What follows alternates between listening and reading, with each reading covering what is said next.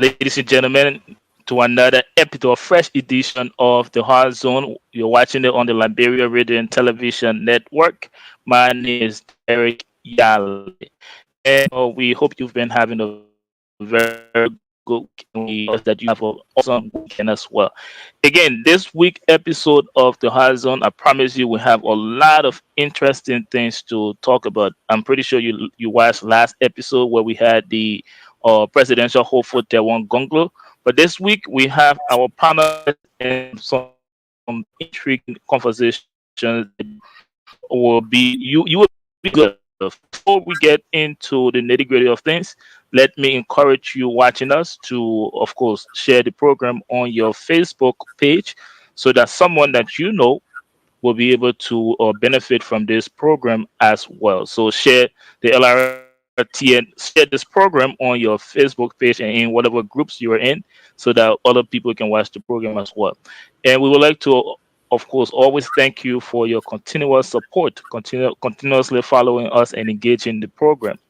Tonight is episode 3 of season 2 of the Hard Zone. Before we get into the program, as we introduced in season 2, we would like to bring you current events. This is the segment where we give you some of the breaking news in the diaspora and that of Liberia. We'd like to begin with the diaspora, with this development in Fargo, United States. Murder, fear, and flyers in North Dakota.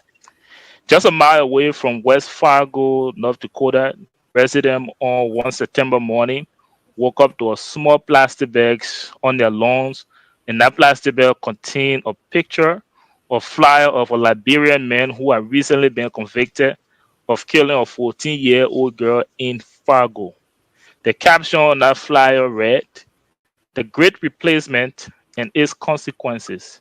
And that caption invoked a racist theory that foreigners of colors are replacing white Americans in the United States. According to the Washington Post, which is the source of this story, Liberians residing in this area have been keeping a low profile since that neighbor or a stranger distributed hundreds of flyers labeling them as a threat to white children. For more information on this development, you can visit the website of the Washington Post, and that is www.washingtonpost.com. Any another development? Unfortunately, a Liberian mother was murdered. A 25 years old it was reported that a 25 years old named James Colley Jr. of Moorhead, Minnesota, is on the run for allegedly killing his mother, who is from Liberia, and her name will be kept for the privacy to the family. So you can follow that story on a valid news website as well. So that is very unfortunate news for the Liberian community. And also in the staying on the diaspora, we'd like to bring you update on the biggest sporting event that is ongoing in Qatar. And that is the FIFA World Cup. The round of 16 of the FIFA World Cup was completed this week, with all of the African teams that were participating eliminated except for Morocco, who defeated Spain on penalty 3-0. Johnny Morocco in the quarterfinals will be Portugal, and Croatia defeated Japan to John, who is scheduled to play Brazil in the quarterfinal round. And Argentina will be playing Netherlands that defeated United States of America. And last, England will be playing France in the quarterfinals. The top scorer for the World Cup so far is Mbappe of Paris Saint-Germain and that of France. So that is it for the diaspora current events. In Liberia, we have a press statement from the National Elections Commission that let me just read the press statement for you. The Election Commission released a press statement that the voter registrations has been postponed. The Election Commission informs the public, I'm reading from the press statement, that the previously announced December 15, 2022 date for the start of voter registration is being adjusted to a later date. They did not make that date known, but they like to keep the public informed that the election process is on course. And also, the Minister of Commerce, Liberia, a statement informing the public that informing the public on the increment in the price of rice. And the government of Liberia, in a press statement, will hereby like to inform the public that effective December 3rd, 2022, the following adjustment price of 25 kg bag of rice is as follow. Wholesale price $17 USD for or its Liberian equivalent, and the retail price is 17.50 USD or $8 equivalent. And lastly the CPP slash the ANC announced a peaceful rally that is to take place at the outside facility of the Samuel Kando Sport Complex, and that rally is scheduled for December 17th, and that rally is dubbed Retire Suffering. That rally was announced during a press conference by Ambassador Louis Brown. Thank you. So that's it for the current events on the Hard Zone. And at this point, I would like to welcome my panelists to the show, and then we will introduce our topic for the night. Guys, let me welcome you to episode 3, season 2 of the Hard Zone. Let me begin with my man, Bobby Mitchell Crawford, and then I will go following and come back to you, Sylvester Wamplo, Mr. Jai Winking Weir, Bishop Hager, and Blue Dish Choppy Charlie. Bobby Mitchell Crawford, welcome to another episode. Good evening, Brother Derek. It's certainly a pleasure to be on this panel once again to engage my fellow panelists to discuss issues that affect our motherland. And I'm glad to be here. Thank you for having me. Thank you so much, Honorable Sylvester Wamplu. Welcome to another episode of the Hard Zone. Derek, and I thank you to my colleagues on this platform. And today I'm happy to be here again, and to join my colleagues abroad to discuss the fate of Liberia in 2023 and after 2023 and the future generation. And what we say here will be used against us in history, and it's a platform that will remind us even after 10, 15, 20 years ago. So we are here to defend our country and to promote the image of our country. So thank you for giving me the opportunity to sit on the platform to discuss issues with my colleagues. Thank you. Thank you very much, Honorable Sylvester Wamplu, and it is a pleasure to have you on this network and this panel as well. Let's move to you, Bishop Hager. Welcome to another episode of the Hard Zone. Well, thank you very much. I'm very privileged. It is always an opportunity to talk anything about how we can make our nation, Liberia, better. I'm a very passionate and patriotic person. I'm here tonight to give my opinion, my ideas on how we can make that place, our nation, better. Thank you. Thank you very much, Bishop Hager, and Mr. Jai Winking Weir. Welcome to another episode of the Hard Zone. All right, Derek, Mayor, Mr. Wamplu, the Bishop. Nice to meet you guys again. It is always a nice time to be in your company. Thank you, and we lost Blow Jade, but again, let me welcome all of you watching us on Facebook or on YouTube. Let me welcome you officially to another episode of the Hard Zone, and as always, I encourage you to share the program on your Facebook page or on your social media page, and share it in Facebook groups that you have, so that someone you know will be able to benefit from this program. And always encourage your friends and family to follow the network on Facebook and YouTube. This is your favorite talk show, the Hard Zone. There's no gimmick, no fluff. Okay. Talk. But anyways, engage the program in the comment section. Leave us your thoughts on what we will be discussing tonight, and we will always make sure to follow up with you and have your comments highlighted on the show as well. Coming up tonight on episode 3 of the Hard Zone, we will be looking into President Weir for the 8 days trip abroad. We'll be looking at the constitutionality. Did President Weir violated the laws of Liberia or the Constitution? And what would be the legislature role and the course of action? Is the president trip beneficial or is it detrimental to the nation? That and many more will be discussed when we come back from our very brief break. Thank you.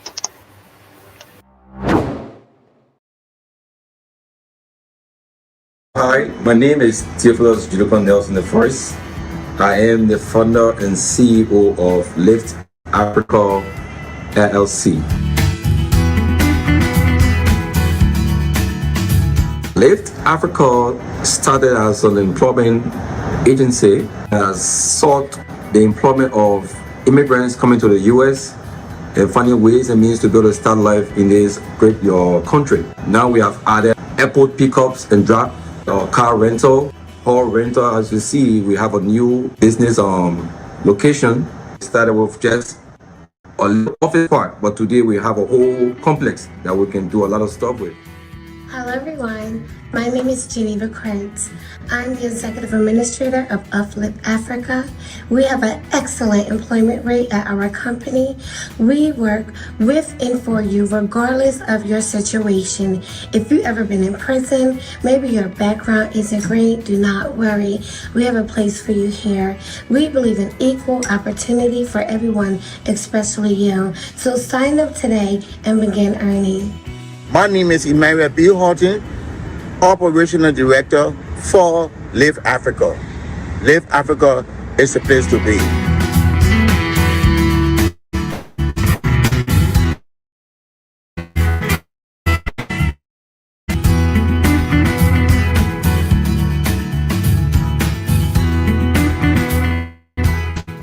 Welcome back, ladies and gentlemen. You're still watching Hard Zone episode 3 of season 2. My name is Derek Yale, and you're watching it on the Liberia Radio and Television Network.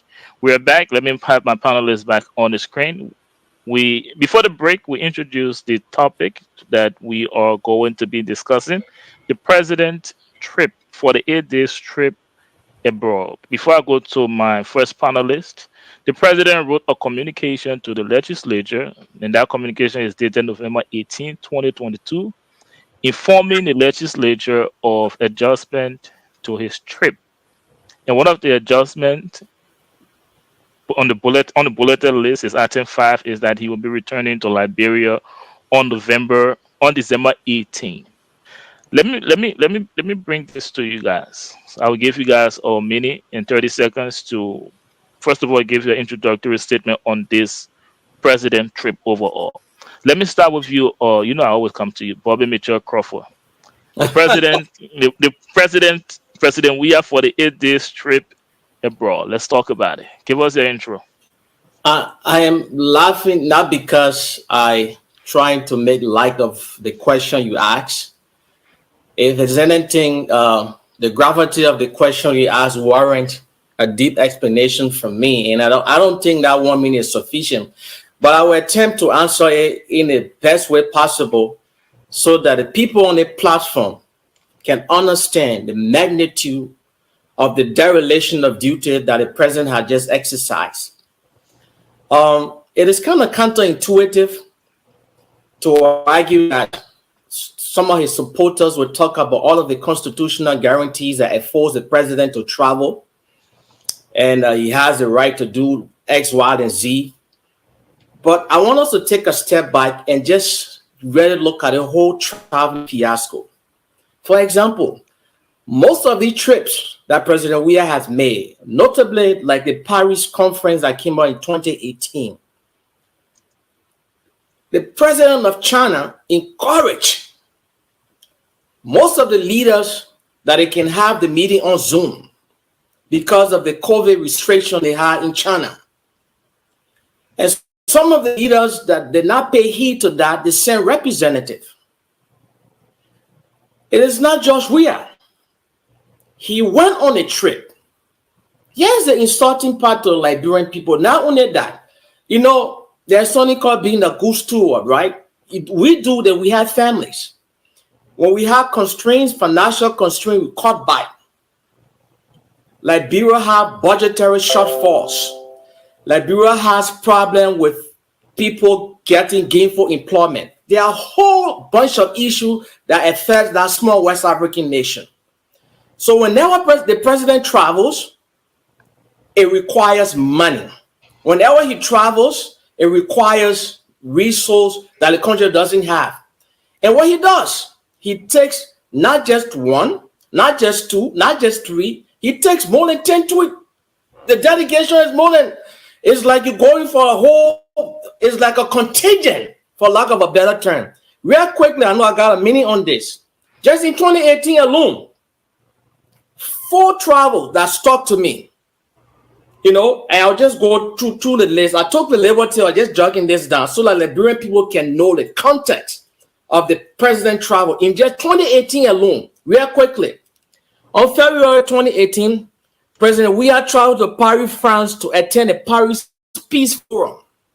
The trip cost taxpayer a whopping $296,348.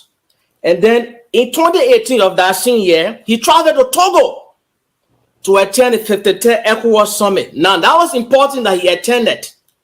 But the composition of the delegation, that what caused that money to skyrocket. He took his favorite toy boy, some of the people that had nothing to contribute to that summit went on that trip. And then in August of 2018, he traveled to Beijing, China, the one I just referenced earlier, to attend the China-Africa Cooperation Conference. You know how much that cost? $333,522 United States dollars. Hey, my people. You know, earlier I said it's kind of counterintuitive to come out here and talk about all the constitutional guarantees that force the president to travel. But you're talking about people right now in the country, people having taken pay.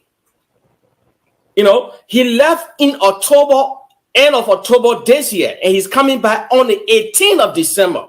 Nowhere in the history, not just like Bureau of Africa, had a head of state or the president abandon their country.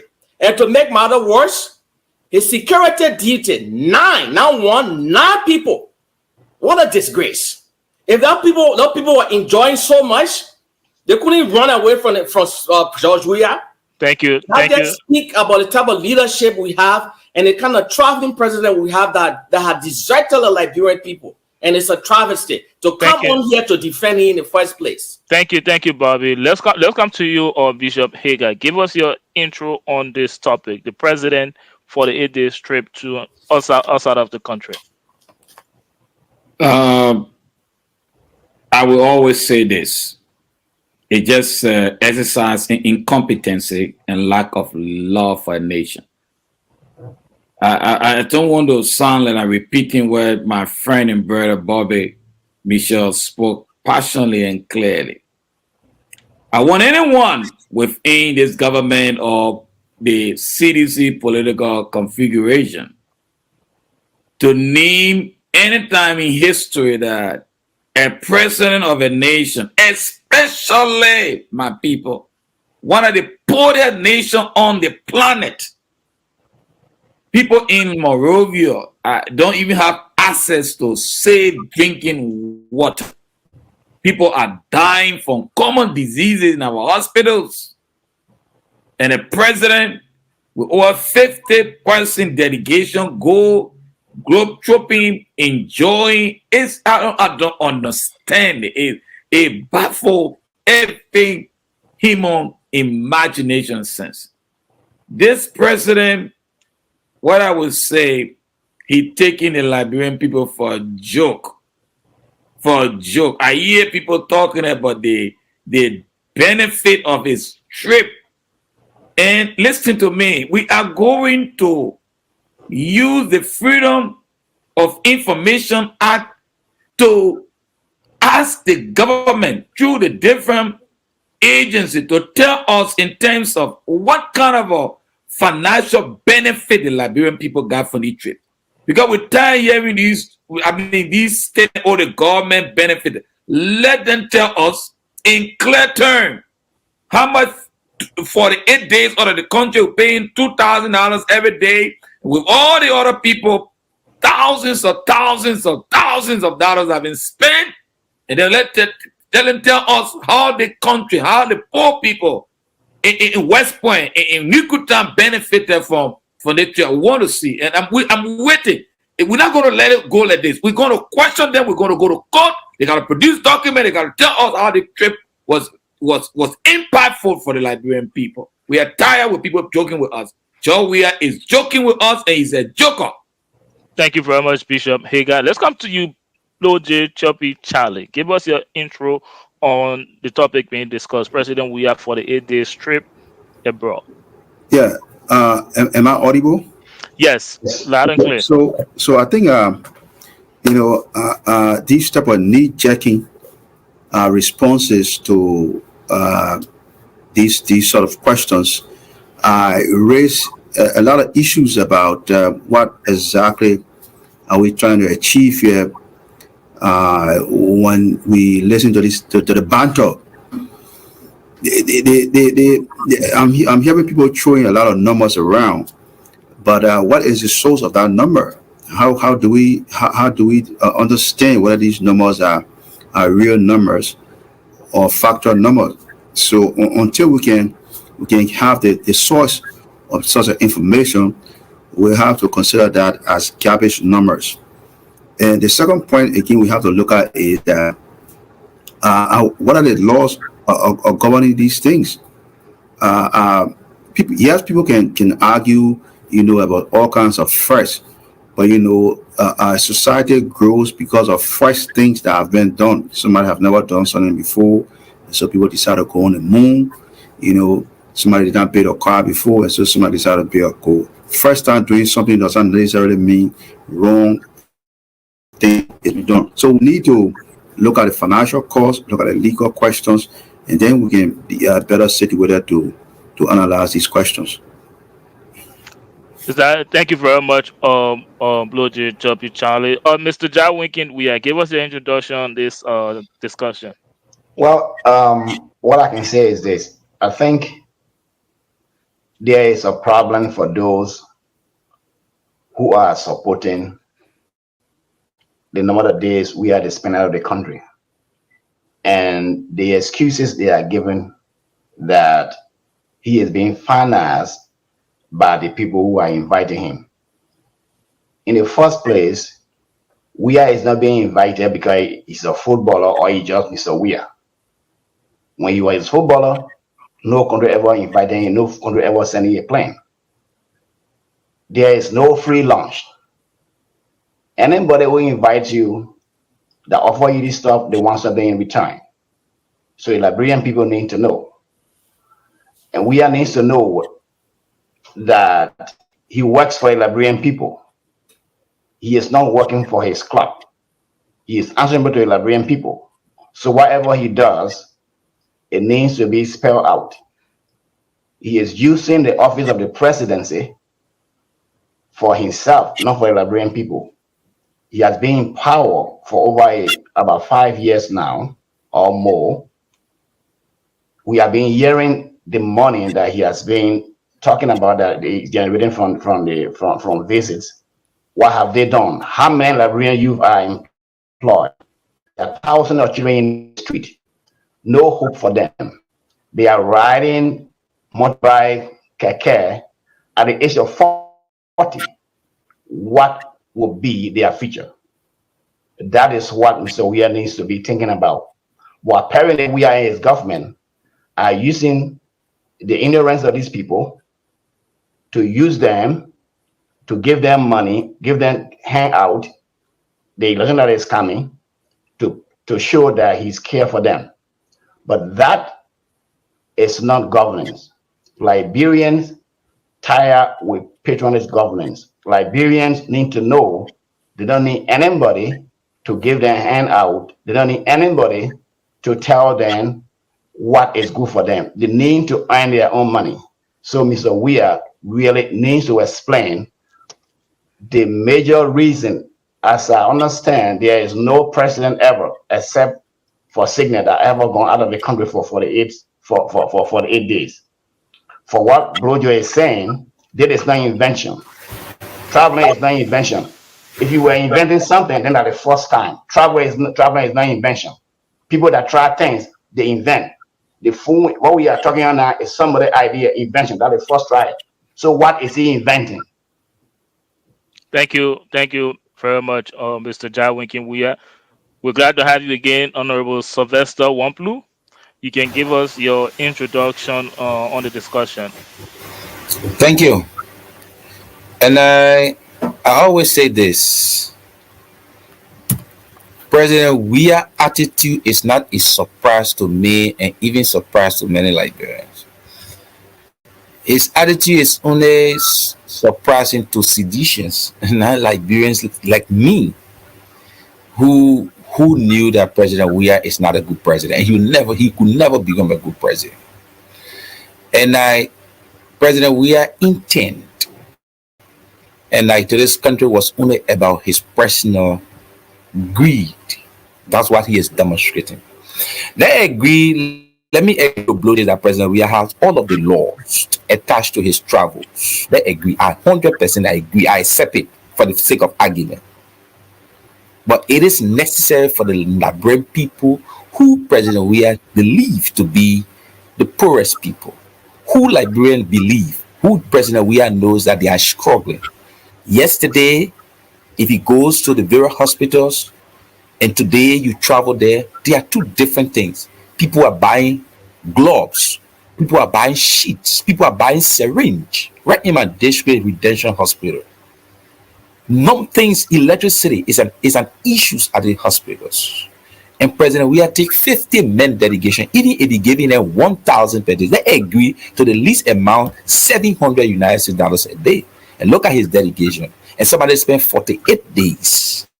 The president, 1,000 times 48 is $48,000. That 48,000 times 48, do you know how many we discussing? And children are in its hospitals, no jobs, students are going to school, and people are still sitting on rocks. Their communities, their district. I just took a tour these few days from between my Gibi, Bon County, and Grand Bassa. There are towns and villages that I travel to. People don't have school. No school established, no school at all. Even for people are burning case, over 4,000 people living in these towns, and they don't have access to education. Over 2,000 people living in a town, they have no access to education. And the president sit there in Monrovia and think that Liberia is better. President Weah is the only man I went to school to become president. So, and his attitude is not a strange thing to me. You want to go to school to become president. There's a man who he was in Longway 2005. They say, "Oh, man, you not know book. You have to go to school. You go to school. You went to school. You graduated." Say because you have to be. So he went to school only to become president. So it doesn't surprise me at all, Mr. Derek. It doesn't surprise me. So that's my intro. It doesn't surprise me of his attitude because I know he could and he will not be. Thank you very much, Honorable Wamblu. I promise to come back to you, Bobby Michoka, for that's fine. That's fair. Go ahead. You can still you can go ahead and do your report. So I just wanted to quickly. I don't know. I treat this show with much respect. Whenever I come on this show, before I say whatever I espouse you, I make sure I do my due diligence. The people say you're entitled to your whatever, but not your opinion, but not the facts. Blowjay, what I quoted here is from a reputable newspaper, Inquirer Online, the New Dawn, and Front Page Africa. In fact, they're being generous. And if even I embellish here, the executive mansion, the president travel is in secrecy, there's no transparency. You know what, Blowjay reminds me of sometimes like the politics in America has become so polarizing, everything is fake news. Somebody says something, it's substantive. You cannot provide an argument, a valid argument. You try to poke hole in the argument. It is not banter. And you know that. You know the composition of the Liberian delegate. The president takes all of the country. And you have the audacity, you're audacious enough with straight face and say it is banter. You know what is banter? The Liberian people that are suffering. Christmas coming, they ain't paid them. We know how we know because we have people in our country that are asking us for their Christmas. So today I'm hoping we can have a show that is void of embellishment, that is void of it is just another game, so that the Liberian people can be served. We want intellectual consistency. Thank you. Thank you very much, Bobby Michelle Crawford. And guys, let me draw your attention to the constitutionality of this president trip. We know Liberia is a land that is governed by our constitution and, of course, the laws of the land. Now, my question is, the President Tripp, has he violated any laws of Liberia or the constitution? And let me read this from the 2016 and 17 fiscal year travel ordinance, the government of Liberia travel ordinance, line 12 or item 12, before you guys can answer the question. It said the total number of days spent on any particular trip shall not exceed 7 days, for which per diem and accommodation shall be funded by the government of Liberia. The total number of days shall not, on any particular trip, shall not exceed 7 days. Now, with that in mind, the President Tripp, have it violated any laws of the land, or is the president keeping with his constitutional duty? Let me start with you, Mr. Ja Winkin Weah. You just did that, and that's what I mean. That's what I talk about when Bro said it's the first time action. For something that is done first is invention. Traveling is not invention. So he violated the constitution. I listened to Eugene Namwe that they are raising money on behalf of Liberia. Well, that's what I was saying, that they have been raising money, but yet you got thousands of children in the street. The last time when I landed in Liberia, my last week, I think I arrived in Monrovia at 1 a.m. 5 years old little girl was still selling water in the street. People still selling water in the street. So I do not know. Nobody expected Mr. Weah to do things overnight, but there is no structure of anything about change. There is no timeline.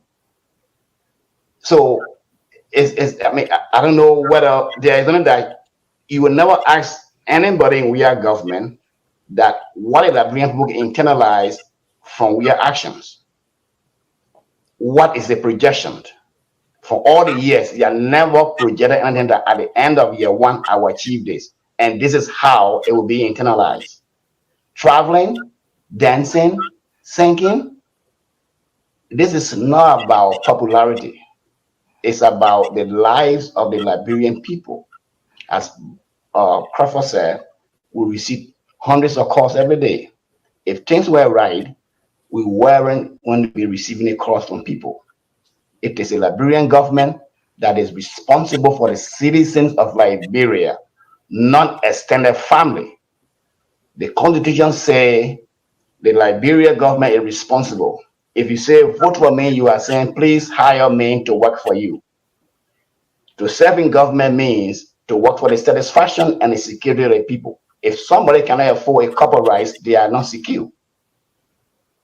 Thank you very much, Mr. Ja Winkin Weah. Before I come to you, Lord J. Charlie, let me provide clarity based on Mr. Ja Winkin Weah answered. I asked that question for educational purpose to educate our audience. And the reason I read that part of the 2016 and 2017 ordinance is not to insinuate that the president did violate the Constitution. For once, this ordinance could have been revised, or like Eugene Namwe said, the president trip is a smart trip.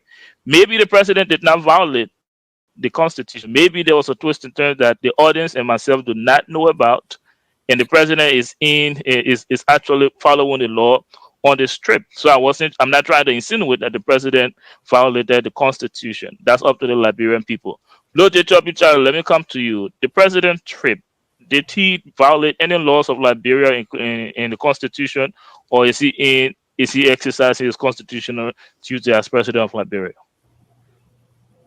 This is a question that has not been decided yet through a process, because really some type of, I don't know what kind of law is that, statutory or policy or government policy or whatever it is, does not trump the president's constitutional powers. And the Constitution itself is very clear. Any law inconsistent with the ethics of the Constitution becomes null and void and is of no relevance. So we have to be able to reconcile these questions in terms of ongoing an examination of due legal process to determine whether there were violations or not. in the absence of that, for people to wage kind of propaganda suggesting that all kinds of assigning negativity to the president trip does not assist in the public discussions in terms of how we should be doing nation building. So I just want to push back that we have to go and do a serious research in keeping with the laws and also the cost functions of these trips and balance it out. Once we have that thing up, I find it difficult and I'm very resistant to jump into the mud that is being offered tonight. Thank you, Blojo. Let me stay with you for a second, though, just to make sure I understood you well and the audience as well. Are you saying, from what you said there has been no investigation to know if the president actually violated or any part of the Constitution or the Liberian law? Is that what you're saying? And also, I have a feeling you dismissed the revised the government of Liberia travel ordinance that I just read. Is that your position? Is that what you were saying? Again, we can read an ordinance. An ordinance, like I said, is not a supreme law of the land. So this does not apply to the president trip. Is that what you're saying? I'm not saying. I don't know. Like we have to the real process for us to make that determination. I mean, just sitting down on a talk shop and making these decisions does not serve the question very well. We have to undergo that process that is required to make that determination. So it's difficult for me to do that at this stage. Thank you very much. Let's go to you, Bishop Haggard. Listening to Blue Jay Choppy Chat, I'd like to ask you a question based off of his comment. I read the government of Liberia revised travel ordinance. It was revised in 2016, 2017. And Article 12 of that ordinance stated that the president cannot travel outside the country for over 7 days. Bloji, one of our panelists, said that as of now, there's no investigation. And we can't just take the words on this ordinance to say that the president have violated or the Liberian law or the Constitution. How do you address yourself to that statement? Well, thank you very much. We want to look at ordinance. It was decisions that were made by the government in the interest of the nation. When they make that travel ordinance, it was actually to cut unnecessary spending. So the government looked at the expenses that they were incurring on traveling. So after going through all the different analysis, they came out to develop a travel ordinance. And we, as a nation, if you truly love Liberia, you want to make it better. I would even say that 7 days is even too much in the age of technology, where Liberia as a nation has embassy representation to almost all the nations on the planet. And we can use it to get the same information, to get the same into action. So the ordinance was made to help the country to save money. So when somebody come here and question the constitutionality of it, we're not talking about constitution. We are not talking about constitution. We are talking about the spirit to help the nation to go forward. As a president of a nation, I don't want to play politics here, and I'll speak to the Liberian people. It's not about politics. We're not playing politics here. If a president, never in the history of the world, for a poor, impoverished a country that have less than $1 billion in their annual budget, just running the city of Philadelphia alone is $14 billion for the city. It tells you that Liberia is very, very poor. Manchester United runs a $2 billion budget every year. The reason why we're having $780 or $800 million budget is because we do not have the resources. So whatever we have need to be managed. Do you think anybody, any multilateral organization or bilateral organization will take the government serious when you see on the news that the president has 50-man delegation going all around the world just doing nothing? Just doing nothing. Why should they pour money into our educational system? Why should they pour money in our health sector so they can be up? I don't even know this going around the world just merit making when there's no serious effort made to alleviate. If you want me to help you, help yourself. We're not showing any leadership in that. The news all over the world. Is that good news for us? That Liberia, a poor nation, West Africa president, is going for 2 months around the world doing what? Watching football game? Is that a new blood that will be happy about their country? It doesn't make you proud. For me, it doesn't make me proud. I have where I work with Moroccan. I work with people from different national groups. And they tell, what? Your president? Even Morocco, who have qualified for quarterfinal, the president don't even spend 3 days over there. It would not. Let's be honest. This is unacceptable. Even if it is not a violation of the Constitution, it's a violation of the ordinance. The ordinance was made with the spirit of trying to protect the resources of the nation and how we can use our resources wisely. Why the man can't understand it? And he can't tell it our politics? 2023 will tell you politics. Thank you very much, Bishop Hagan. Let's go to you, Bobby Meteor Crawford. Is the president trip abroad is a violation of the Constitution, let alone the ordinance? And you can also respond to what Flo just said. Well, first, let's put some things in context here. Ordinances are derivative of the Constitution, which is the organic law of the land. Now, the Constitution itself is clear. The 1986 Constitution, now drafted by Amos Sawyer, is clear and unambiguous when it comes to the enumerated power of the presidency with regards to travel, some of the perks and money that's allocated to him. So obviously, in fact, there's a caveat that if the president travels after 7 days, they can give an explanation which President Weah did. But that's besides the point. I hope that tonight's show wasn't really going to be about the Weah, everybody against Weah. But unfortunately, it is what it is. Like, you know, like during an expression, they say, if you cook a saying tomato cut or diesel or baboon steak. This president, we all know, we preach this here every day, in every quarters, every segment of the population in Liberia. He's a miserable failure. But I'll point to that earlier. Of course, he violated the Constitution, but staying out of the country this long. Do you think the legislature? Yeah, well, hang on. But go ahead. Here's my thing. I am not saying that the ascendancy of George Weah to the presidency who have been a panacea to Liberia problem that is endemic. I'm not saying that. But his lack of leadership had exacerbated the problem. And his failure to recognize and recalibrate has only made it worse. The sense of fiasco, the election commission not doing things on time. So when we come here and we engage in these topics, we have this discussion. It is not banter.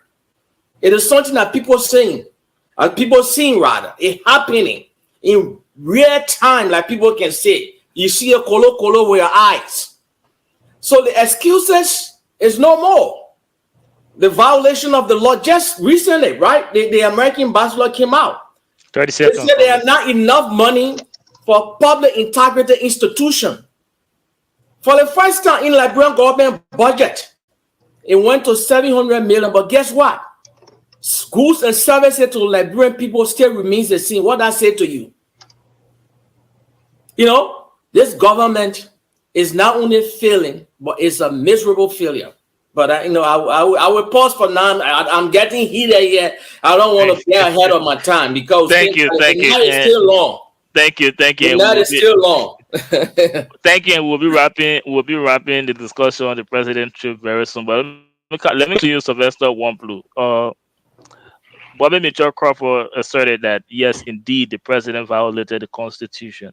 Before you go ahead and give us your take on the question, tell us, would you call on the legislature to start an impeachment trial on the president since he violated the Constitution, if you agree with that statement?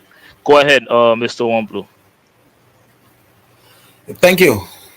And you see, our brothers from the other side of Lone Star Cell, all they do, they hail the president of everything he does. Argument. President Weah argument should not be about constitutions. The level of President Weah and the level of his history, the history of President Weah, and knowing the challenges Liberia had, his argument should not be on the basis of constitutions. But because he has found himself in the mud, so the only defense his followers can give to Liberians in their mind is to say it is constitutional. I, Sylvester, say President Weah is wicked. I say this so every public forum. Liberia biggest challenge and responsibility, and the weakest man on earth in this country is President Weah. Take it from me. Finish my words when I say these things. I say on every platform, and today I'm here again saying it. When President Weah became president in 2018, took the matter of authority, many Liberians believe that there could be nobody else could take over President Weah unless he want to be, unless he want to relinquish power, until sedition were projecting 2024.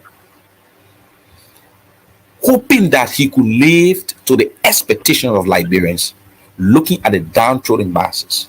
This is Christmas. I'm living right here in Liberia. Civil servants have not yet taken pay. And people are frustrated in terms of their salary. Somebody was making $200, they now make $90. I always say this in again.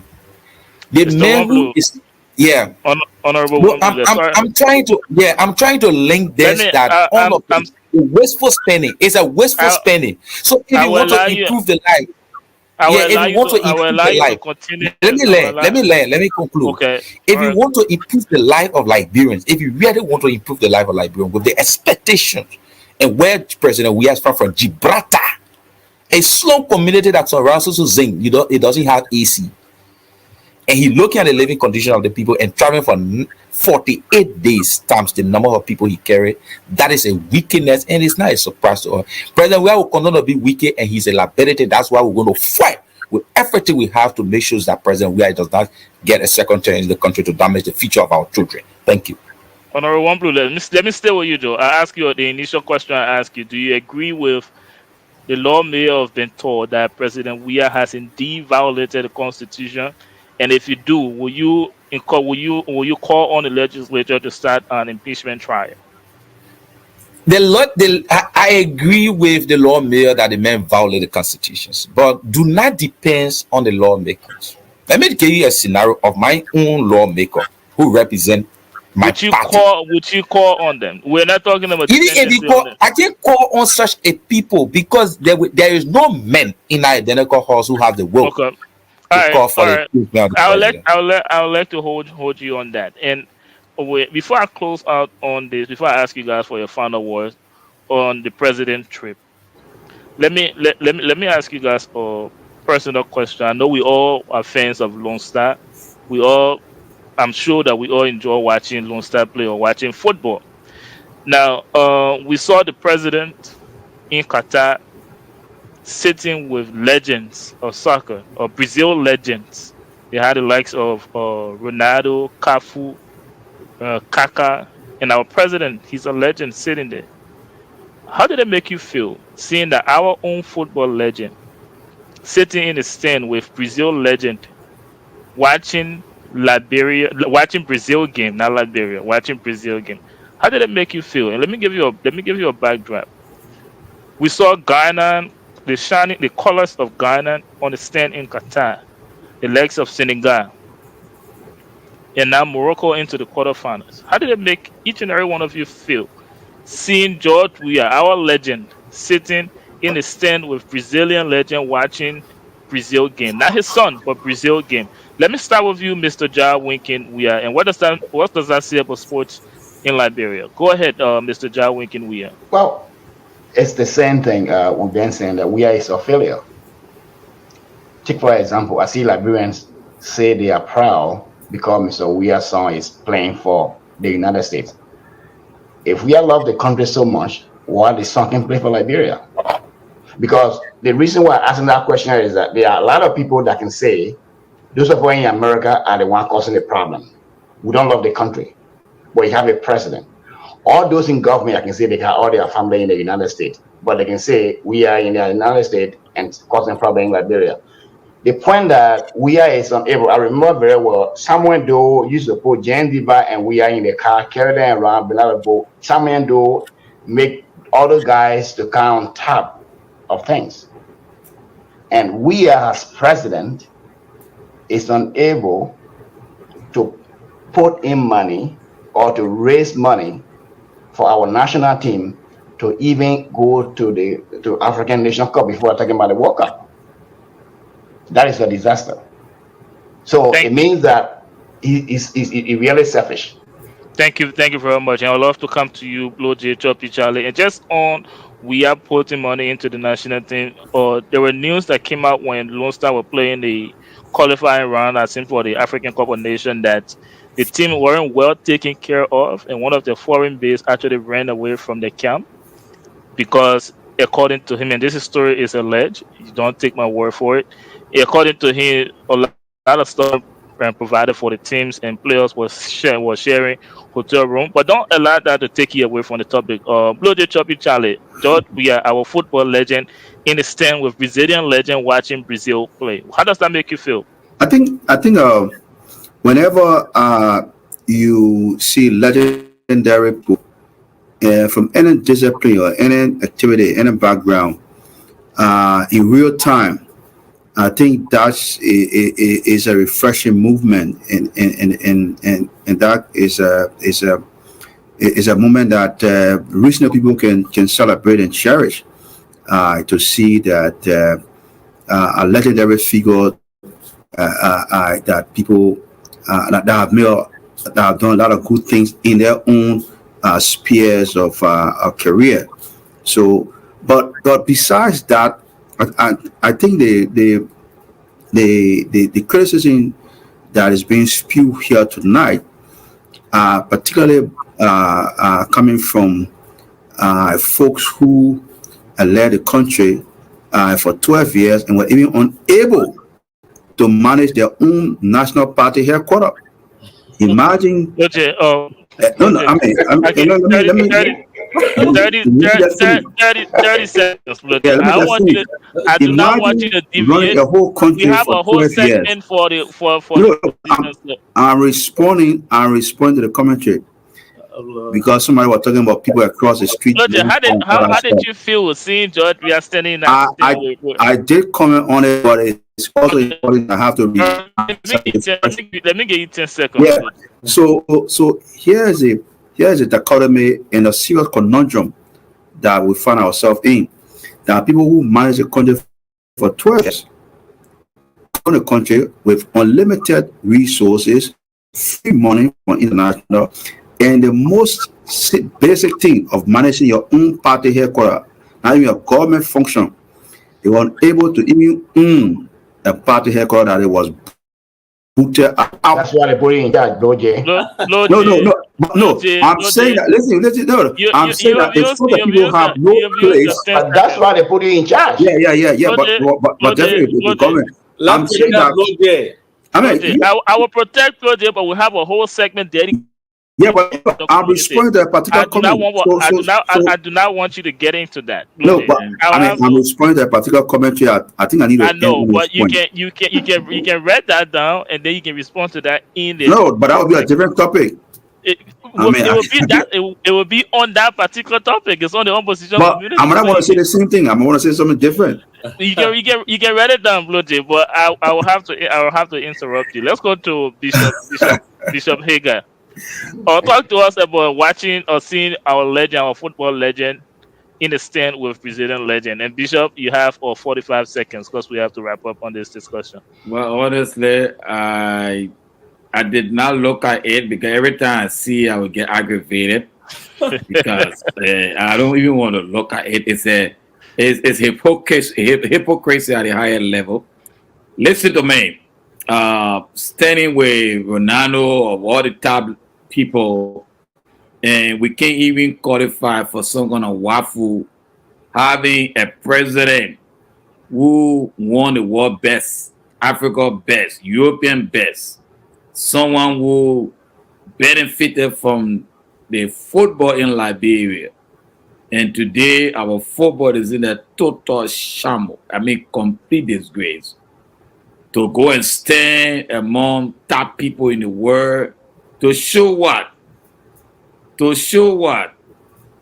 It is disappointing. In fact, please don't even share that image with me. I will not even have the courage to look at it. I'm telling you. Let's move to you, Honorable Sylvester Wamploo. President George, we had the same in footage with Brazilian legend watching younger generation of Brazil play. Tell us how does that picture make you feel seeing the president or seeing our football legend in the stand with Brazil legend?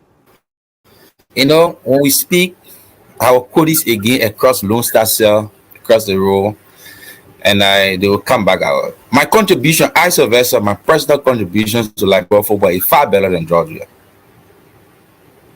I coached for 13 years in Liberia football. I established my own football team that built young Liberians up. I'm not a professional.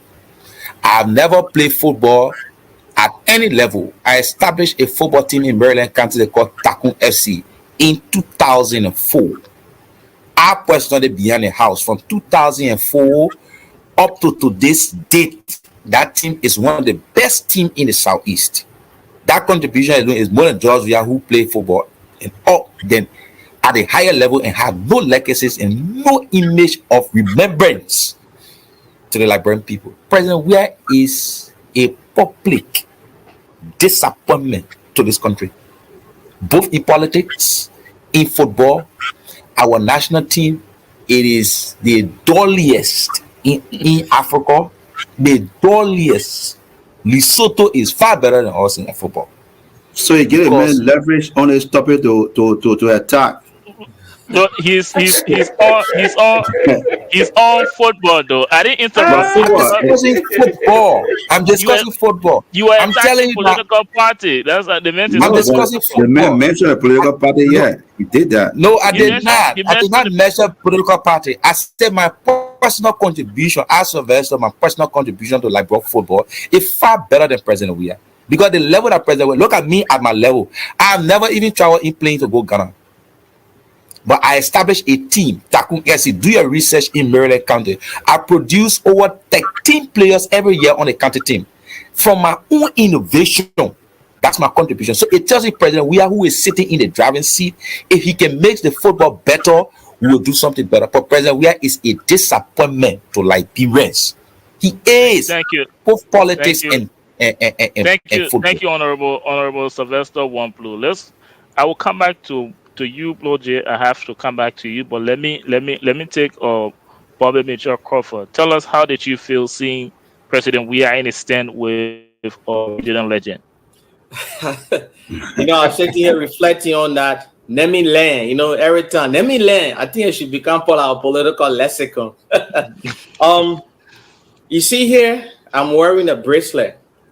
There are different Bible verses. It's just an affirmation to say who am I? Who am I in Christ? I mean, I'm sorry if I express my religious belief here. If only President George Weah knew who he was. In fact, I wasn't embarrassed for Liberia or Liberians. I embarrassed for him.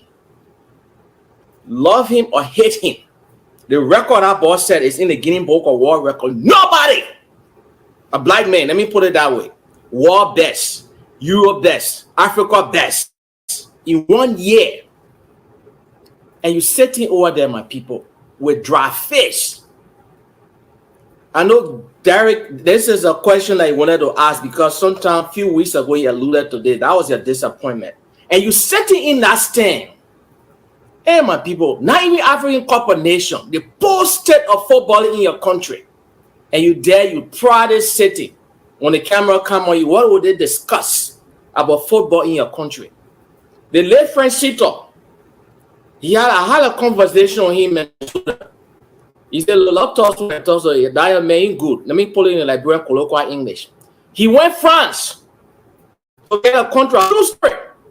He said, "You call George Weah, he can vouch for me." The people say, "Oh, but then you get it. You will join the team." You know what Georgie said? They got a Google player in their country better than that man. And now the end of the case. George Weah just want everything for himself. He don't want nobody to go above. That kind of a limited thinking. That's the reason why football is like that in Liberia today. And he's sitting over there proudly. Like, oh, look at me, what I have achieved. But he's not looking at the long-term picture. That through me, all a generation of Liberians can be or can come out and do better than me. That's the kind of mindset he has, and that's how he's running the country. All right, let me come back to you, Blue Jay Charlie, before I close out on this discussion. I mean, I know you have some rebuttals to do, but hey, Honorable Sylvester says something that I want you to respond to specific. He said that he's done more for football in Liberia than President Weah. No disrespect to him, but I would like for you to respond to that, Blue Jay, and then you can go. I mean, I think that's an imagination that one cannot query. Where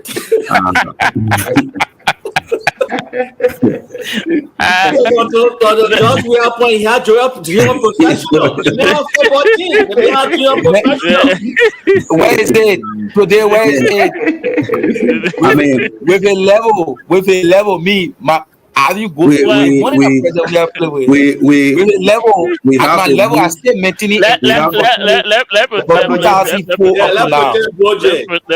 We have to move from the realm of utopia into reality, and I think in reality, we know the claim by Sylvester cannot even visit a kitchen with two persons because the records are so obvious and overwhelming. So let allow the brother to live in a utopia. He can stay there and feed. I think again the fact that he's even doing such an imagination speak to the kind of criticism that he's offering here tonight, and suggests why he's making the kind of political outlandish criticism and even the political journey that he's taking. It's also part of that imagination that we're seeing being offered on this question. That he imagined that a dinosaur politician of almost 50 years as a failed character in a country who has milked the public can change the code. That's what he wants. That's why. So let the brother live. Let him feast on our imagination. I think Blue Jay intellectually Sylvester offer evidence. So you can check it out. He talk about his team. What's the evidence? Who know about that evidence? I won't talk about that thing. Have you heard about Sylvester? Asking your question, you just going straight to Sylvester. But there's nothing there to talk about. Have you heard about the team before? With the information, you can verify the technology. Verify. The man talking about it. One about it. I cannot tell. I mean, Liberia. I'm a contribution right in Liberia. In the southeast, where President we are from. I'm President we are from the southeast. Contribution. Yeah, listen. I'm President we are from the southeast. What is President we are like I say in the southeast? Even when it comes to football, President we are not even get tomato team in the southeast. I'm from the southeast. I got a team there. So I don't question that you don't have a team. I tell you, it is happening. But you're taking the leap. No, not a leap. I'm telling you, I'm reducing it to my level to tell you that at my level in President we are level. Understand this. Is that why you are doing it tonight? It's a illicit intellectual. You can't defend President we are. To defend President we are is a person. That question is so inevitable. It's hard to defend. How can somebody defend imagination? Let's It's not imagination, it's reality. Let's move on. Let's move My on. brother. And guys, if you're watching us, continue to engage the program in the comment section and continue to share the program on your social media page. And also, you can follow us on the Liberia Radio and Television Network on Facebook and YouTube. We'll take a very brief break, and when we come back, we will look into the opposition CPP announcing a rally for 12/17/2022 dubbed Retire Suffering. And we will talk about the venue fiasco. Is this rally prudent or is it going to be chaotic? And is there a sign of a united opposition? And what would the security sector of the Liberia government live up to its constitutional mandate to provide adequate security for those rallying on December 17th? That and many more will be discussed when we come back.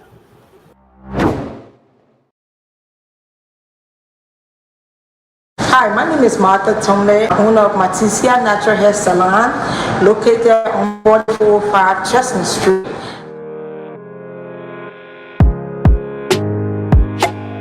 We are specializing in locks, natural hair, braids, and etc. Cut calls for all your natural hair needs.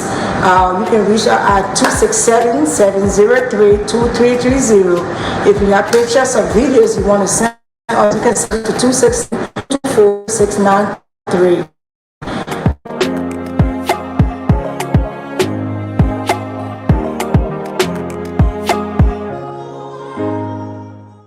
Welcome back, ladies and gentlemen. You're still watching the Hot Zone on the Liberia Radio and Television Network. My name is Derek. And tonight we have a beautiful program for you, as you've seen in the first segment. And I would like to encourage you to continue to engage the program in the comment section, and also you can share the program on your social media page. The network to follow is LRTN Live on Facebook and LRTN on YouTube. So for this segment, let me welcome back my panelists on the screen, and we will get right into our discussion. The opposition community through Ambassador Louis Brown announced a rally that is to take place on December 17, 2022 at the outside facility of the Samuel Kayando Sports Complex. Guys, our opposition community rally. Again, the rally is dubbed Retire Suffering. Ambassador Brown stressed, he made a statement during his press conference saying that if you are living in Liberia or outside of Liberia and you are enjoying, this rally is not for you. The rally is for those people, those Liberians that are affected by what he called poor leadership by the current administration. So let's talk about the rally that is announced for December 17th. Let me get you guys introduction on the topic, and then we will talk about the venue. We'll talk about whether this rally is prudent or is it it's going to be a chaotic one. We'll also talk about whether this is a sign of a united opposition, and we'll talk about the security issues around the rally. But let's start with you, Bishop Hager. CP/NC rally dub with Retire Suffering. Give us your intro. Let me let you know that for every democracy, the role of the opposition is to the public, to the opinion of the population, what the government is not doing right. So for me, I totally endorse this rally. It is important. There are so many things going on. It's important for the opposition. The way the government has a statutory responsibility. The government is to protect lives and property. The opposition, they are to let people know what is going wrong in the country. So nobody should say the rally is not important. The rally is important. That's the role of the opposition. When CDC was in power, they were rallying every day. They can't be the one in power now and say when they were opposition, they were rallying almost for everything. So why now they having problem with rally? Rally must go on. That's the role of the opposition. That is what they're supposed to do. Let me come to you, Honorable Sylvester Wamplos, CPP/ANC and CPP/ANC rally scheduled for December 17. Give us your intro. Well, and the CPP ANC rally, and I think the guys are trying to stand up for a cause, and probably the ANC that will be their first major and rally if it is successful. I wish them well in their struggle, and I'm not against them, and I see that everyone need to express their dissatisfactions when it comes to the state of affairs, and that's the beauty of democracy. So what I would ask the government to do is to be able to provide security for the CPP ANC guys. Let them go and express themselves, and because even me, if my party have issues and we want to raise, and I will always call on the government to give us the space to be able to express our issues. So our colleagues on the other side, and the ANC, CPP, they have issues, and they want to raise it, and it is their fundamental right. It is their fundamental right to express themselves whenever they have issues. I'm a member of the opposition community, so I support their decisions, that they are right. I cannot say they cannot go in summer, but I just also urge them to be able to do it in a peaceful manner as they're going to exercise their franchise. Thank you very much, Honorable Wamblu. You made some very interesting points that I would love to come back to you on. But let me come to you. Talk to us about the planned rally scheduled for December 17th, dubbed "We Are Tired of Suffering." Talk to us about it. Give us your intro. I think there are a couple of issues that one can look at. Generally, I think Louis Brown,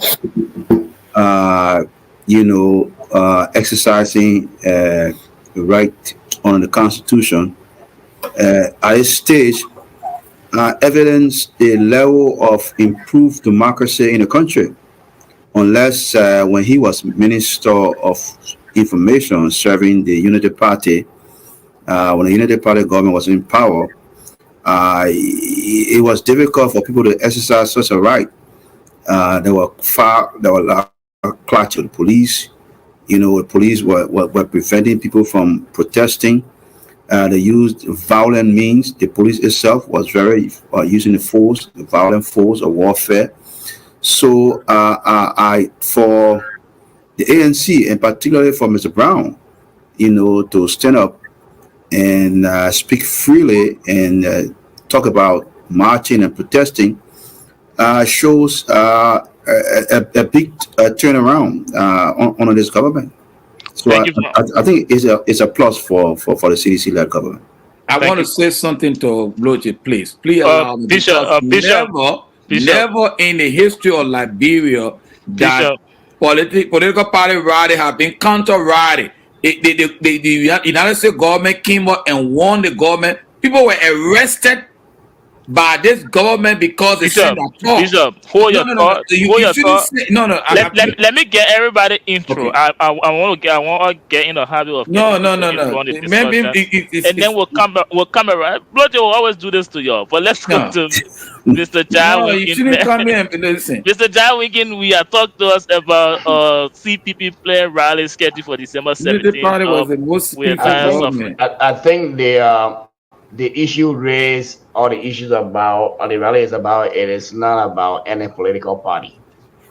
It is in the interest of the entire Liberian people.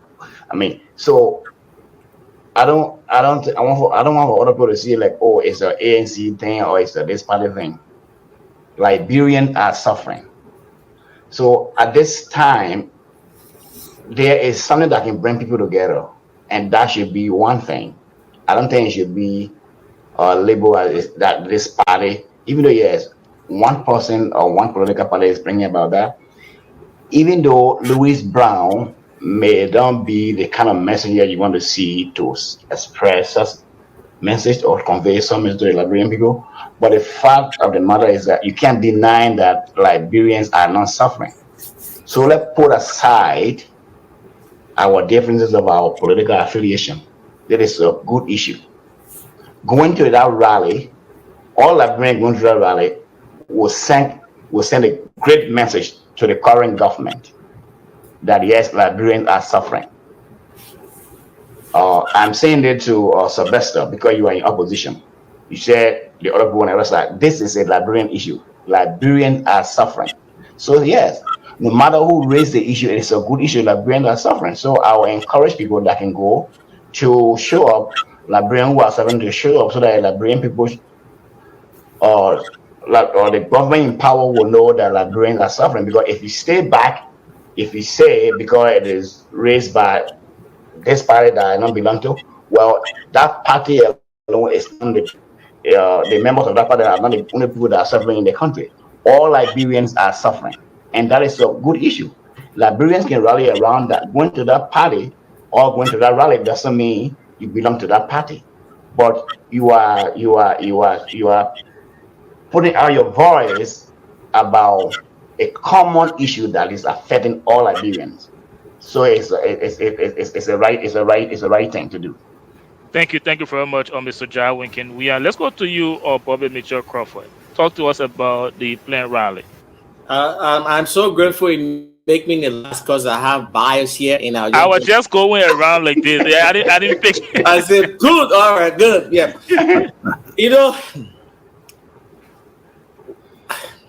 I just like the colloquial, the phrase itself, the colloquial nature of it, that is relatable. We tire suffering. Suffering is not mutually exclusive. It affects every Liberian. And I listened to Honorable Sylvester. It is his exhibit A of what has become of Liberian politics when it comes to a united opposition. You don't hit the messenger, look at the message. People have a problem with the ANC organizing. It's not a protest, it's a rally. I listened to, I am not so, why should I be surprised? Henry Costa, who's supporting Joseph Boakai. He said he's not going to, he went his usual blah, blah, blah, blah. Cummings didn't attend June 7th. When it was a lie. In fact, he was the only presidential candidate that was there supporting and he gave money. But that's how the politics has become. So when you hear people saying the opposition is not united, you are an example. Oh, the people have the right, but your posture in itself is indicative of the fact that you are not going to even show up to be supportive of them. But let me just pick about something real quick that people have been saying that I want to just think is the Liberian people should know this. Louis Brown, they say he's not a red messenger. He's a rebel. When CDC people saying let's protect Bobby, you will come in. I will come back. Louis Brown a rebel, I just laugh. Y'all went in a marriage with the mean rebel group, the National Patriotic Party, for crying out loud. Charles Taylor White is the vice president. Mr. Bright, who was buying arms with that colonial man that was indicted by the United Nations, he's a political advisor to George Weah. Lance Eugene Nangbe, he was the chief of staff to the vice president, Honor Taylor. Y'all shouldn't let me go there. When Cummings went and chose, I don't know how many people, 80 people to serve as a part of his election bid or whatever, people said, oh, he was being desperate. The man was being smart. They said the man slow. Nobody know him. Louis Brown speak their language. You saw a press conference? He's combative. He understands the political variable, and that's the kind of people y'all like. We tire suffering. It's for every Liberian. Like they say in that press conference, if you think you enjoy, sit down home. It's okay for you. If you think that Joseph Boakai organize it, sit down home. If you think that Bernard you organize it, sit down home. George Weah will continue using you in our country. The people are suffering. And come December 17, not just Liberians, the world will hear us. CNN going to cover it. We're paying for it.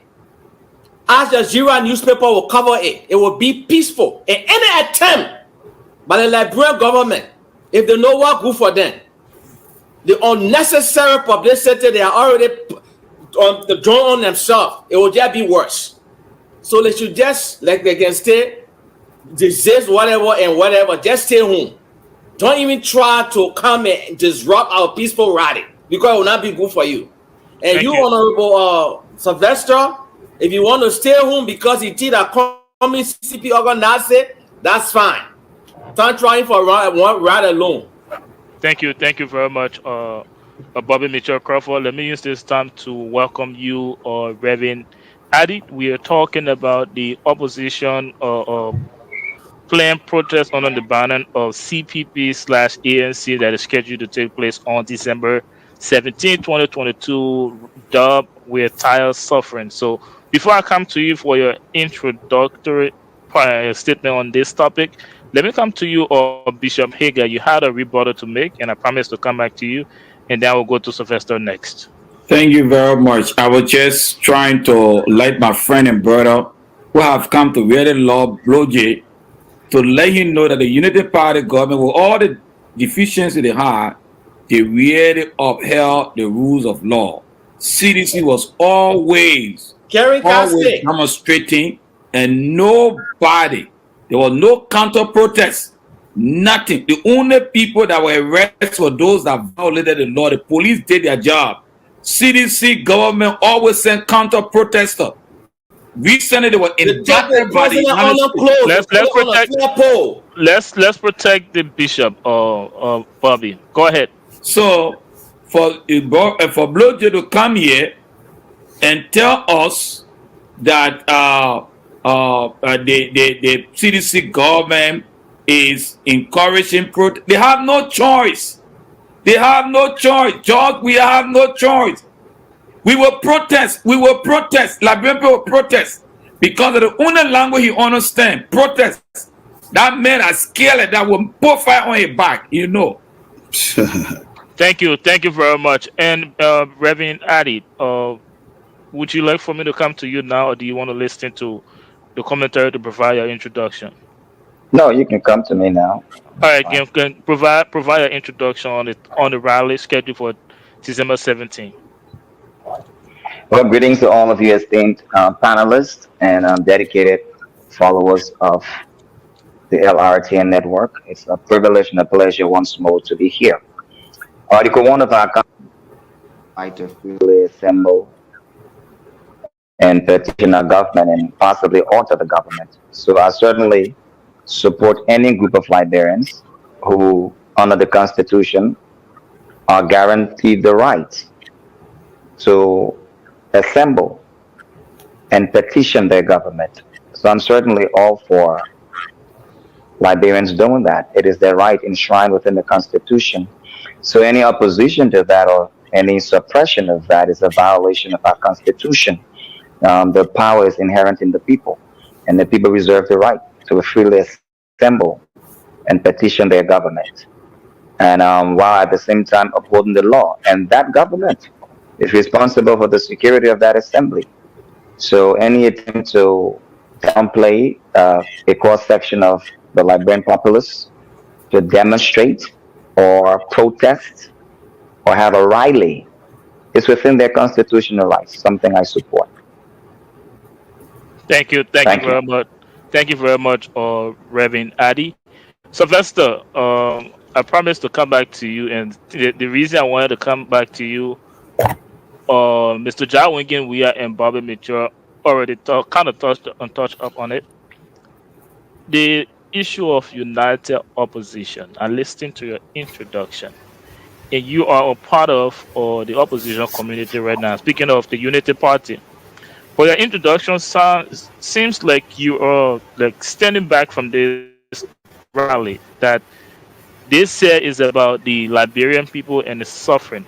So talk to us first on the issue of the united opposition, and second, why are you distancing yourself from this rally, and Talk to us and the audience about that. And if you say I distance myself on the rally, my colleagues,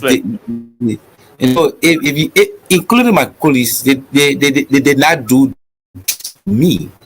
I said I support the ANC CPP rally to go and express their dissatisfaction.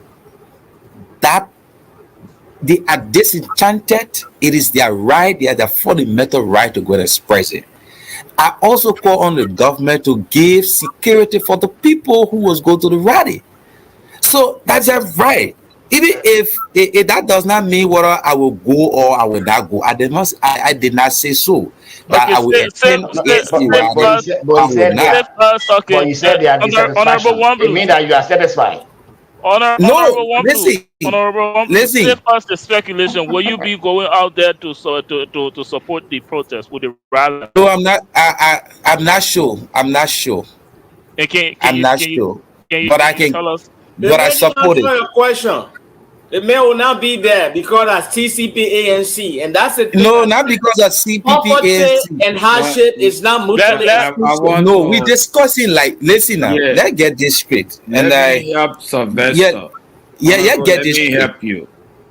Nobody on the platform would deny that there is issue between Unity Party and ANCC. Until then, Sylvester is under the political leadership led by Joseph Boaga. And in the right now environment, everybody is watching everybody. You don't want to go look like you are cross-carpeting. So Sylvester have to protect a political connection. Nothing wrong with that. Until Joseph Boaga and Alexander Cummings start to reconcile, then it start to move together. That's what I'm saying. So Bishop, and like I said again, let me make this clear. My political party did not make any statement or to say that they are not part of the rally, and have not yet come up with a press conference to say they are not part. I am a member of the Unity Party, and I'm the official spokesperson of all of the young people in Montserrat. I'm careful of what I say. I'm not speaking on behalf of the party on the issue. I'm saying, giving my position as Sylvester on this as Sylvester giving his own opinion that it is the right. First of all, let's establish the fact it is a constitutional right, because the argument was CDC as saying. No, let me get this. Okay, CDC as saying that they are not in support of the protest of the rally to the extent they are organizing a counter rally. The CDC have not said that. CDC just gave her schedule from the 17th to the 19th. CDC just gave Derek. Let me get this clear. Before you get into the issue of security, I'm sorry to interrupt you. I want for us to be very clear with our audience tonight, especially on your position or Honorable Wamplu. You're not sure if you're going to attend the rally. That's fine. But let me ask you this question though. On the issue of the rally, though it was announced by CPP and ANC, but it made it very clear that it is for and about the Liberian people, especially those that are suffering. And when it comes to people that are suffering in Liberia, it includes Unity Partisans, in matter of fact, including seditions. So you serving in a position of leadership, like you said, don't you think it's very important, knowing that Liberians are really suffering? Don't you think it's important at this time, no matter who announced this rally, for you to urge your people to go out there and express their grievances to their government? Don't you think that is very important? So Derek, Sylvester is saying that he is not sure of attending due to maybe certain circumstances. That does not mean that Sylvester is going to tell Liberians to not go to the rally. I never made such a statement. That is not the question I ask you. That's the same thing you bring in. Sylvester. We talk about opposition. Yes, let me learn this. Let me give you provide information. Today, the opposition's community met at the Unity Party headquarters. Are you aware of that? Today there was a meeting. I do not want you to deviate from this. This is very important. I'm not. I'm not. Don't you think it's important if you know the Liberian people suffering, if you know sedition, United Partisans are suffering? Don't you think it's important that these people go out there and I stated it? I said yes, it is important. Is it important for you? I'm asking for you, Sylvester Wamplu, to encourage United Partisans to go out there. Don't you think it's important to do so? In as much as said that the government need to provide security for the people that want to express their fundamental right, it means I'm already encouraging people to go there. So how do you see that? How do you see that to be? I'm not playing. No, I'm not. Let's talk about. I just thought it was important to ask you that question. You mentioned. No, it was very important, and I gave you a direct response. You mentioned. Well, 50-50, but you mentioned security, and Bloje in his introduction said the government can take credit for this. The government cannot. The government can. Let me ask Bloje this question. The opposition community, Louis Brown, was very adamant about the government providing security for those that will be at the rally. Now, let me refer you back to the recent history, and if you can guarantee that the CDC-led government will provide security for those that are going to be that will be at the rally. The issue with the University of Liberia student counter protester walking up on them and being very violent, and also the June 7th protest when police used or tear gas to disperse protesters, and also recent statement coming from the Ministry of Youth and Sport saying that the SKD facility should not be used by the opposition by those who are the CPP because they said the stadium is under renovation. Now, with all of that happening, Bloje, can you guarantee that this government will provide security for those that are going to be participating in the December 17 rally? I think, first of all, we need to correct some fallacy here. The SKD complex was also treated against from the CDC. From using it, the CDC is not going to use it. Remember, the CDC was scheduled to hold a program at the SKD. Previously, it was scheduled for December 17, and the CDC postponed it to December 20.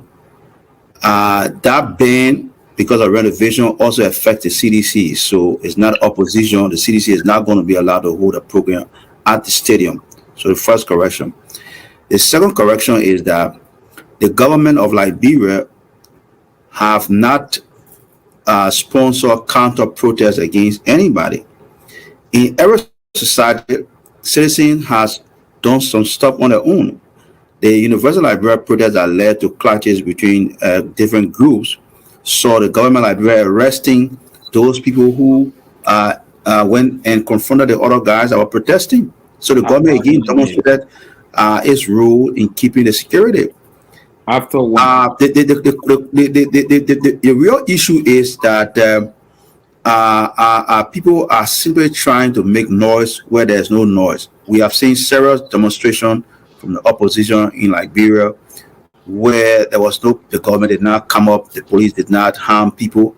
Contrast that with the United Party 12 years, and people were saying that United Party was so nice. United Party government went inside the headquarters of the CDC, not outside, with the force of violence, with weapons of war, and murder people, injure people. It was not the first time. In 2012, on World Peace Day, the violent, brutal police unit of United Party brutalized peaceful citizens. United Party went into schools. T.W. Gibson is very, where the cities or people were brutalized. So I'm saying here, look, we will continue. The CDC government has demonstrated its respect for democracy and citizen free expression. Recently, the United Party had a demonstration after the Lofa County by-election. They protested en masse on the streets of Monrovia. I mean, so all this noise about security is just unnecessary distraction. People is trying to invite chaos. I think maybe there is an understanding that they might not be able to mobilize the kind of massive crowd that they have anticipated, and so they are trying to invite chaos to blame the government for the inability to arouse the conscience of citizens to follow this. What I don't know the name of whatever is trying to organize here, but the government has been respectful of citizens' civil liberty and democratic rights. Thank you very much, Roger Choppy Charlie. Let me come to you, Reverend Adi, on the issue of security and on whether we can trust the government of Liberia to provide necessary security for ralliers of the We're Tired Suffering rally scheduled for December 17. Just taking into consideration the history of this administration responding to protesters, and taking into consideration the just recent attack on Ambassador Louis Brown when he was at the radio station, can we trust that this government will provide the security needed for rally come December 17, 2022? Quite frankly, I don't think the Freely Assembly of Liberians should be worried about trusting the government. The government should be guaranteeing our security. But we certainly have precedents. Every time opposition attempted to rally, government sympathizers would get in the streets and either throw rocks at them, such as what they did with the LU students. This is something that needs to cease. The government needs to talk to its sympathizers. The coalition needs to speak to its sympathizers that they should not obstruct the Freely Assembly of fellow Liberians like themselves. So government has a precedent for doing that. And then they have been delayed in the security apparatus attempting to bring peace between counter-protesters.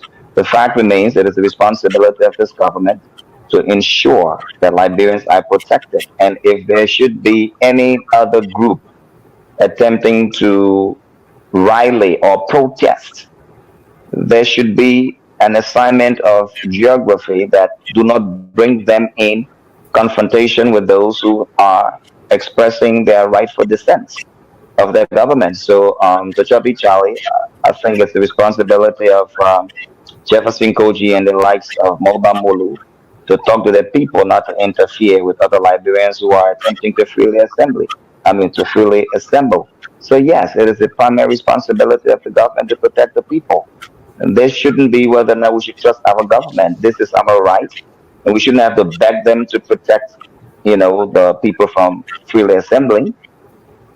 We ought to know better than this. And if we are experimenting with our democracy in light of all of the sanctions and the fact that Israeli is self-styled retired suffering, it's very clear it's a representation of the temperature, political temperature and the hardship of the Liberian people. So I think it's only fair that government guarantees that protection or security of the people.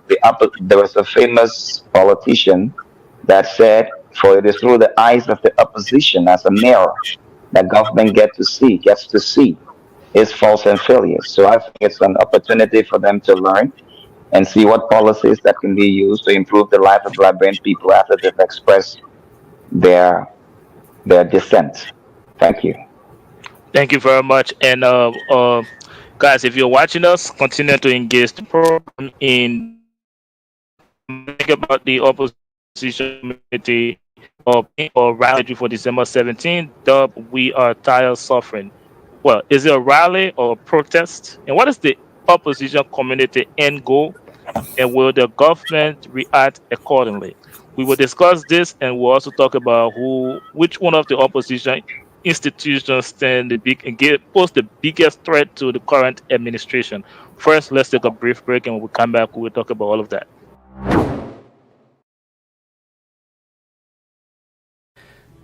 Hey there. Many Liberians are members of social clubs, 501c NGOs, and school alumni. Many Liberians are trying to open their own 501c NGOs, home care agencies, and social clubs. Does your organization have a professional website? Does your web platform have the right wording and content to attract grants? Hopefully you're not running your organization only through social media. there's a more professional route. You need an online space where you can craft a positive message about your organization, making your home health agency more credible, which will increase your chances to receive grants. We'll build you a responsive platform for 501c organizations, healthcare agencies, and other types of organizations. We'll provide you with full website maintenance, membership sign-in, private charts, Facebook and WhatsApp integration, live video feed for all your meetings and special occasions, a dashboard for members to see all the activities, and email and text auto reminders for meetings. We'll build with donors and 501c in mind, and will help you solicit grants and automatic membership due collections. Building you this amazing platform will only be a membership fee of $19 a month. Call or email us now. Let's upgrade your website. Home health agencies and small businesses, you owe it to your company to project the best image possible, and we can make it happen. Visit www.tiamit.com or call 215-966-8679. Ask for Tommy.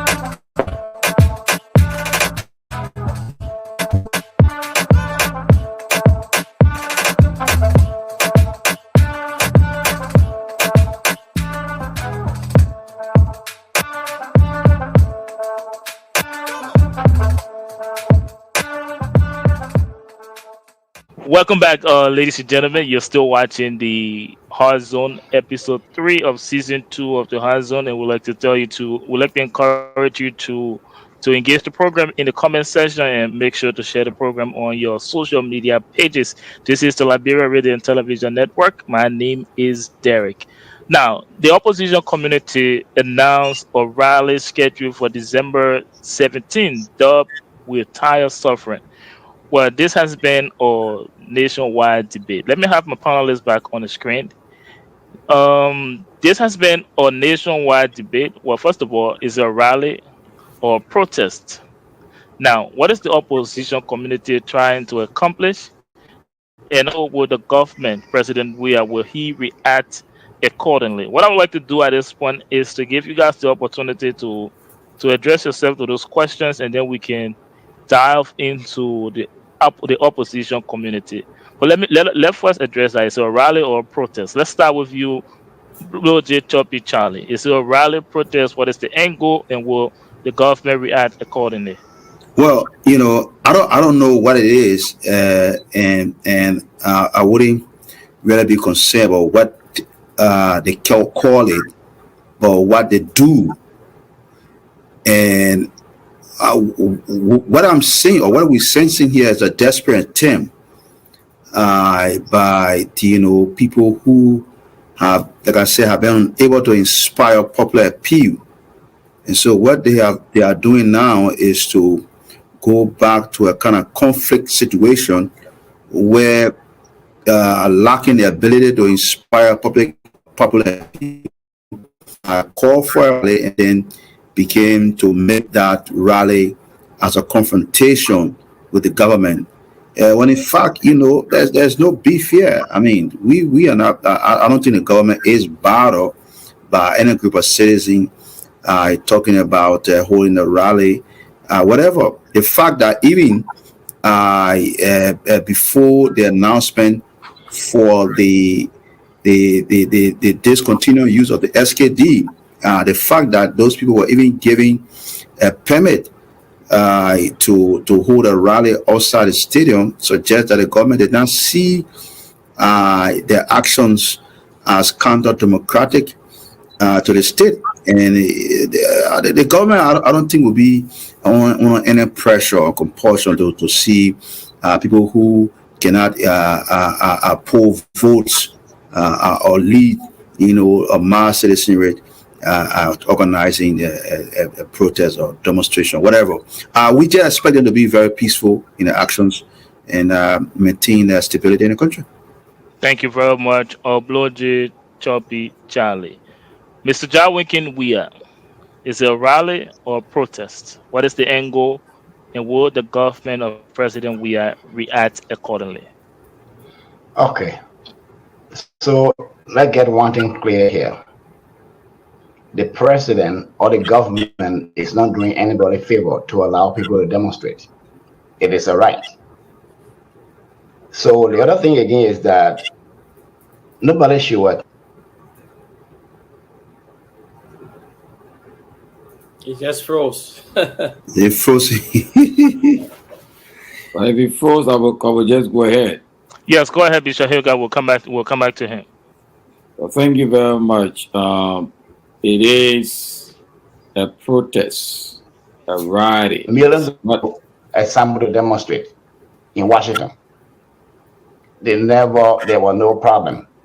And this is why we as Liberians, I will pivot a little bit. This is one of the reasons why, for me, I support somebody who will make sure that we will not have that kind of discussion when he is in power.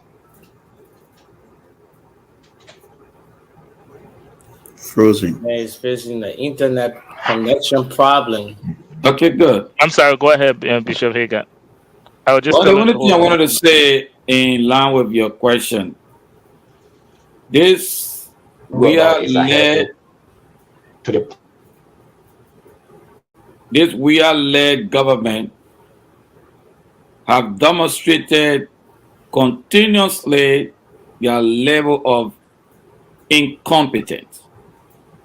What I must say, when Henry Costa playing his rally,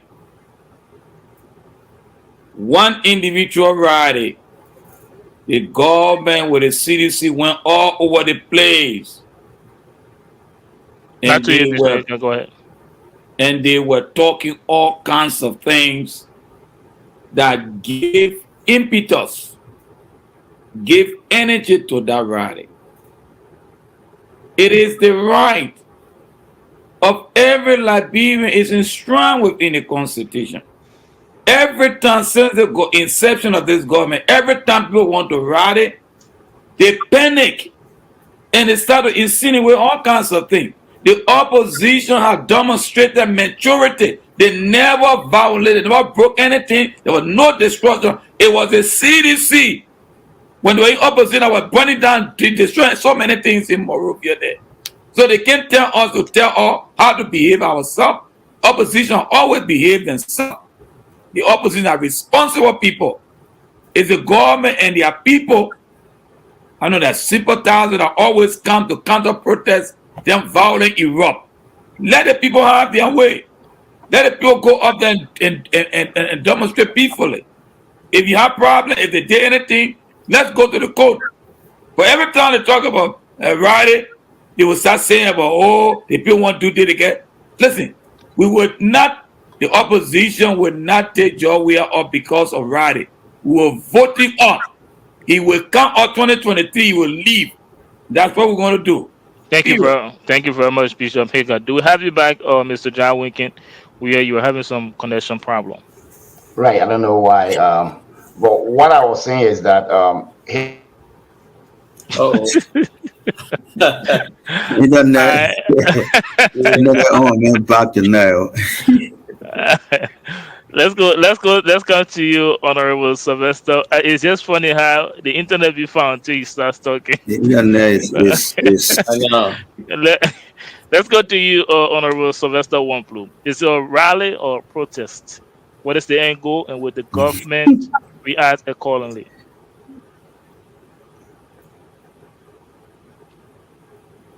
You're muted.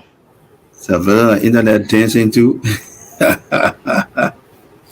According to Louis Brown, he says it's a rally, according to him. So I hope he and his organizers are doing their best to be able to, keep it peaceful. That's all I ask for, and because when he and his organizers are planning, they need to plan well, and before penetrators, I know CDC very well. CDC. I understand their tactics. So when you organize such a thing, and this segment sounds like allotted 30 seconds to you. I would like to. Yeah, so let me conclude in my 30 seconds. So all I can say they is, used the 30 seconds, but go ahead. yeah, let me just close it. And all I can say is that Louis Brown and his organizers need to play well and need to be vigilant, because CDC is a tactical group. Thank you. Thank you very much. Bobby Mitchell Crawford, tell us, is it a rally, a protest? What is the end goal, and will the government react accordingly? It is a rally, retire rally. And if you can permit me on this platform, I want to speak directly to the Liberian people. I want to speak. You want to do free advertising, my man? Let's protect that mother, Bobby, who lost their husband to Ebola and is struggling to pay that school fee. To that child that is going to bed tonight, they don't have food to eat. So that brother who's in that room, mosquito is eating them. I live here in the United States. I don't care how high it is. I can find food to eat. I don't have to tell you you're suffering. I don't have to tell you that you don't have money to put your children in school. You know what you're going through. I can come on the platform. Flo J can laugh for the government. He can sing George Weah praises. But you know what you're going through. Like Mr. Brown said, if you're enjoying, stay home. If you think what George Weah doing is okay, stay home. If you think that Cummings and the CCP organized this and you don't want to be a part of it, stay home. But I know you're suffering. So I'm appealing to all Liberians from all walks of life to show up on December 17th in your loud sounding voice. Tell this government we're tired of suffering. Thank you. Thank you, Bobby Mitchell Crawford. Let's come to you. Let's go. Let's go back to Mr. Jarwinkin Weah so he can take another shot at this. Is it a rally or a protest? What is the end goal? Well, what I was saying is that I feel like you shouldn't open with that line. That's the line the internet. No. I mean, protesting is not. It's not a favor for government to do for anybody. It is the constitutional right of anybody to do in Liberia. So what I was saying is that, look, for those of you who are skeptical about rallies, we are talking about democracy in Liberia. That's what I referenced to when they were inaugurating Trump. Millions of people assembled to protest, demonstrate. We never voted for him. There were no problem. So for those of us that live in America that see these kind of things, we should not encourage the other side. Those of us that are enjoying the kind of stuff that we're wanting in Liberia. So to avoid this kind of discussion, so I would like to say to all Liberians, the person who respects the rule of law in Liberia is Tiawonse Gonglo. That's what I was saying. Under his government, you don't have to worry about whether you'll be able to rally or not. So in order to do anything in Liberia, you need a president who respects the rule of law, and that person is Tiawonse Gonglo. He guarantees on day one that by the time he takes power, there'll be executive order giving the police the authority or to enforce the law that everybody, regardless of your status in government, you will be arrested by the police. We don't need to talk about this. Liberia is for all of us. Anybody can rally, has its guarantee under the Constitution. Thank you. Just thank you very much. Just a personal question. Do you know if Mr. Gonglo is going to be out there on December 17th? Gonglo is in the United States. I'm asking, do you know if he's going to be back to Liberia before then? He's supposed to be going back on the 18th. So he chooses, he planned his trip according to the rally, right? One day after. He's supposed to be back on the 18th. All right, but let's come to you, Reverend. Go ahead. 10 seconds. No, after when he arrived in Liberia, The next tour will be in Grand Bassa County. You'll be touring the whole of But Grand Bassa County. isn't the 18th the same day President we are supposed to arrive back to Liberia? Probably. But we'll be back on the 19th. On the I was trying to like get Congo to hop on that private jet. Don't want to Adi come and chat to your speak.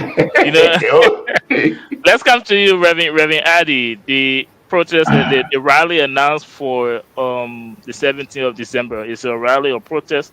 What is the end goal? Will the government react accordingly? So first of all, I personally think that it is an irrelevant distinction that people are looking for what to make. A rally is a mass meeting of people to express a political protest or show support for a cause. A protest is a statement or action of or disapproval. So what is the rally? Are people mass meeting in a protest? Do people mass meet together in a rally? Yes. What is the protest? Retire suffering. Retire suffering. Is that a statement of disapproval? Yes. What are they supporting? The right to human dignity, quality education, good health care, the lack of civility, insecurity in the country. That's what they're protesting. So for me, it is an irrelevant semantics that becomes a distraction to the free assembly of these people to express their disapproval with their government. Exactly. A protest, rally, interchangeable. In protest, we mass meet. We gather en masse. In rally, we gather en masse. What is the political statement of disapproval? Retire suffering. What is the support of cause?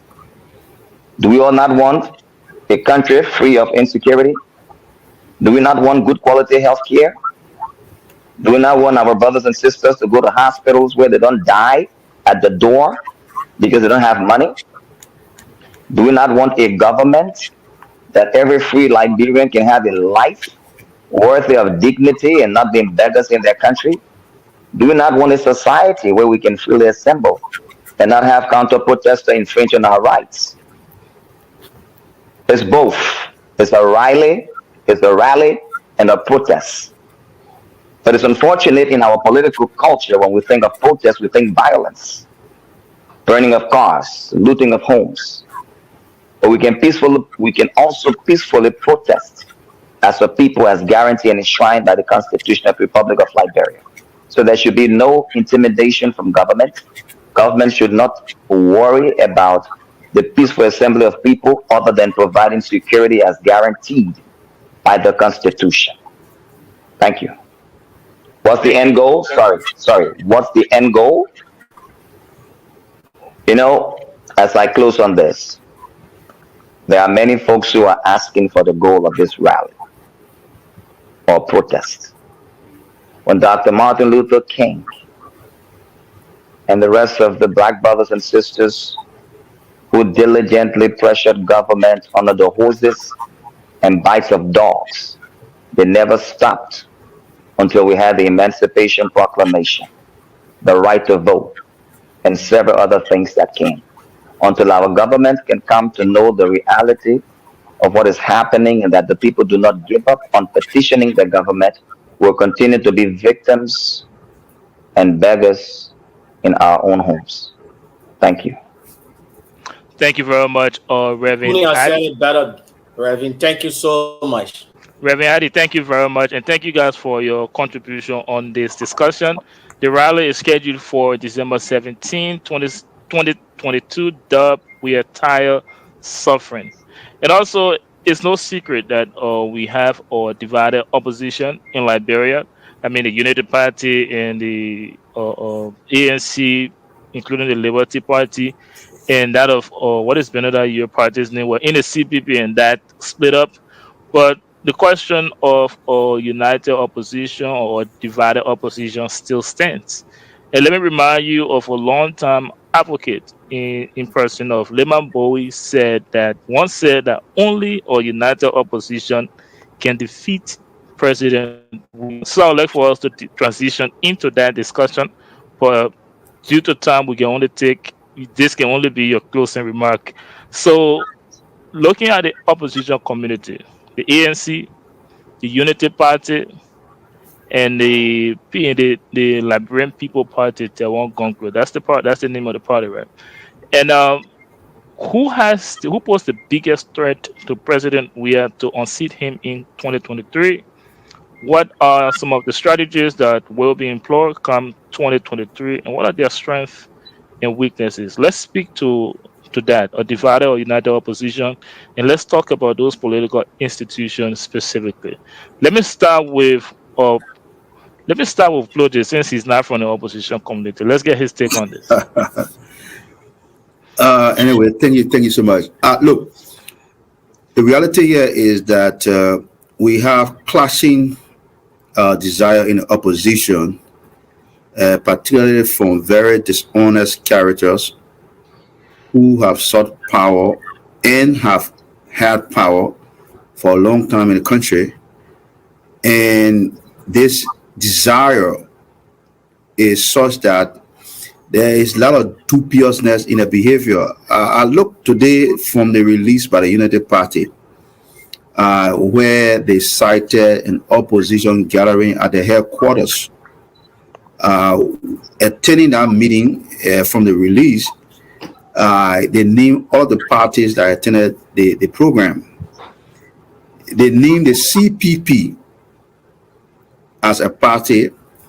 They named all the parties, but then they also named the Liberty Party. Why would the United Party list the CPP as one party and then list the Liberty Party as another party, when officially and legally we know that the Liberty Party is in a collaboration with the ANC under the umbrella of the CPP? So if you list the CPP as an institution that attended your meeting, that means you should be talking about both the Liberty Party and the ANC. The CPP is not made of one party. But because of the dubious nature of the Unity Party, the dishonesty, they list the CPP, one, because they want to get it both ways, and then they went and listed the Liberty Party, which is the refugees from the Liberty Party, the actual Liberty Party and CPP, the refugees that fled to Joseph Boakai. So we see the duplicity and the devious behavior coming from the Unity Party suggests that the opposition is just not going to unite. And we've seen the history of the period of time, the attack on the ANC leader, characterized as a criminal, finger and all kinds of things, taking him to court, trying to jail him. The Unity Party has a history of dubious behavior. They cannot be trusted. And when we're talking about threat to I will not say threat to the governing party, the CDC, because the CDC is going to win these elections. But if for any reason through black magic, the Unity Party were to come to power, the Unity Party is the most dangerous institution that could ever return to power, because of their behavior will wreck the country more than 200 years backwards. So I would see the party in that direction. So are you saying, this is just a yes or no answer, and just make it very brief. So are you saying, looking at the opposition community, you think Unity Party is most likely to unseat President Weah? No. I say I don't see them as a threat, George. The CDC will beat. If Unity Party ever face the CDC, that's who do you think is most likely to unseat President Weah? None of them has a capability, because I mean, they cannot win the CDC on their own, and they're not going to be united. The CDC is going to win these elections. Let's move to you, Mr. Jah Winkin. Your candidate was here last week, and he sounded very confident that he will win this election on his first term with a vote of over 60% vote. So talk to us about the opposition community, and of course you're going to tell us that your guy is the biggest threat to the opposition community. But to the current administration, go ahead.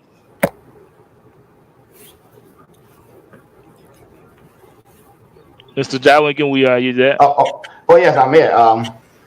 You see, like, there's one thing I have to say. President Weah was elected in the second round. At the time, the Liberian people never knew what he could do as his president. Moreover, he combined with NPFL supporters of Charles Taylor and other people with selecting a wife of Taylor, who was also popular among Liberians. With all of that combination, he was unable to win the first round. Now that Liberian people know who we are is. There is a big failure in 5 years.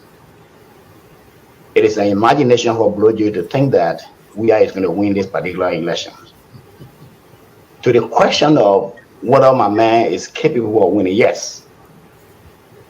He is capable of winning because, unlike other candidates, he does not have that kind of flaw. The character he has, I think Liberian people are understanding integrity. They are understanding that it is not enough for somebody to give you better rights or money on the day of election. Then after that, you're on your own. 15 seconds, Mr. Weah. Go ahead. Wrap up, please. Liberian people need to understand that they need to earn their own money. They need to earn their own power. They need to do their own things. And the only person that can provide that opportunity is Tiawon Se Gonglo. Thank you. I think he is the right man for Liberia. Thank you very much. Let's come to you, Bishop Hagar. Talk to us about the opposition community and who do you think poses the biggest threat to the current administration? Well, politics is dynamic. It's not static. So all over the world, you found the reality of political party making alliances is a reality. So for somebody to come and tell us that the opposition in Liberia is fragmented, there are different interests at play, it will get better. And watch me. If the election ever went the second round, you will see what the opposition, the maturity is going to exhibit. Right now, for me, if you ask me, I don't want to predict. I'm watching carefully. But I can tell everybody, let me use this platform, Bishop Hagar, to the Liberian people. If you ever make mistake to re-vote George Weah, you make mistake to vote your own suffering. The suffering that you will get in, my brother, you've never seen anything yet. Any opposition leader better than George Weah.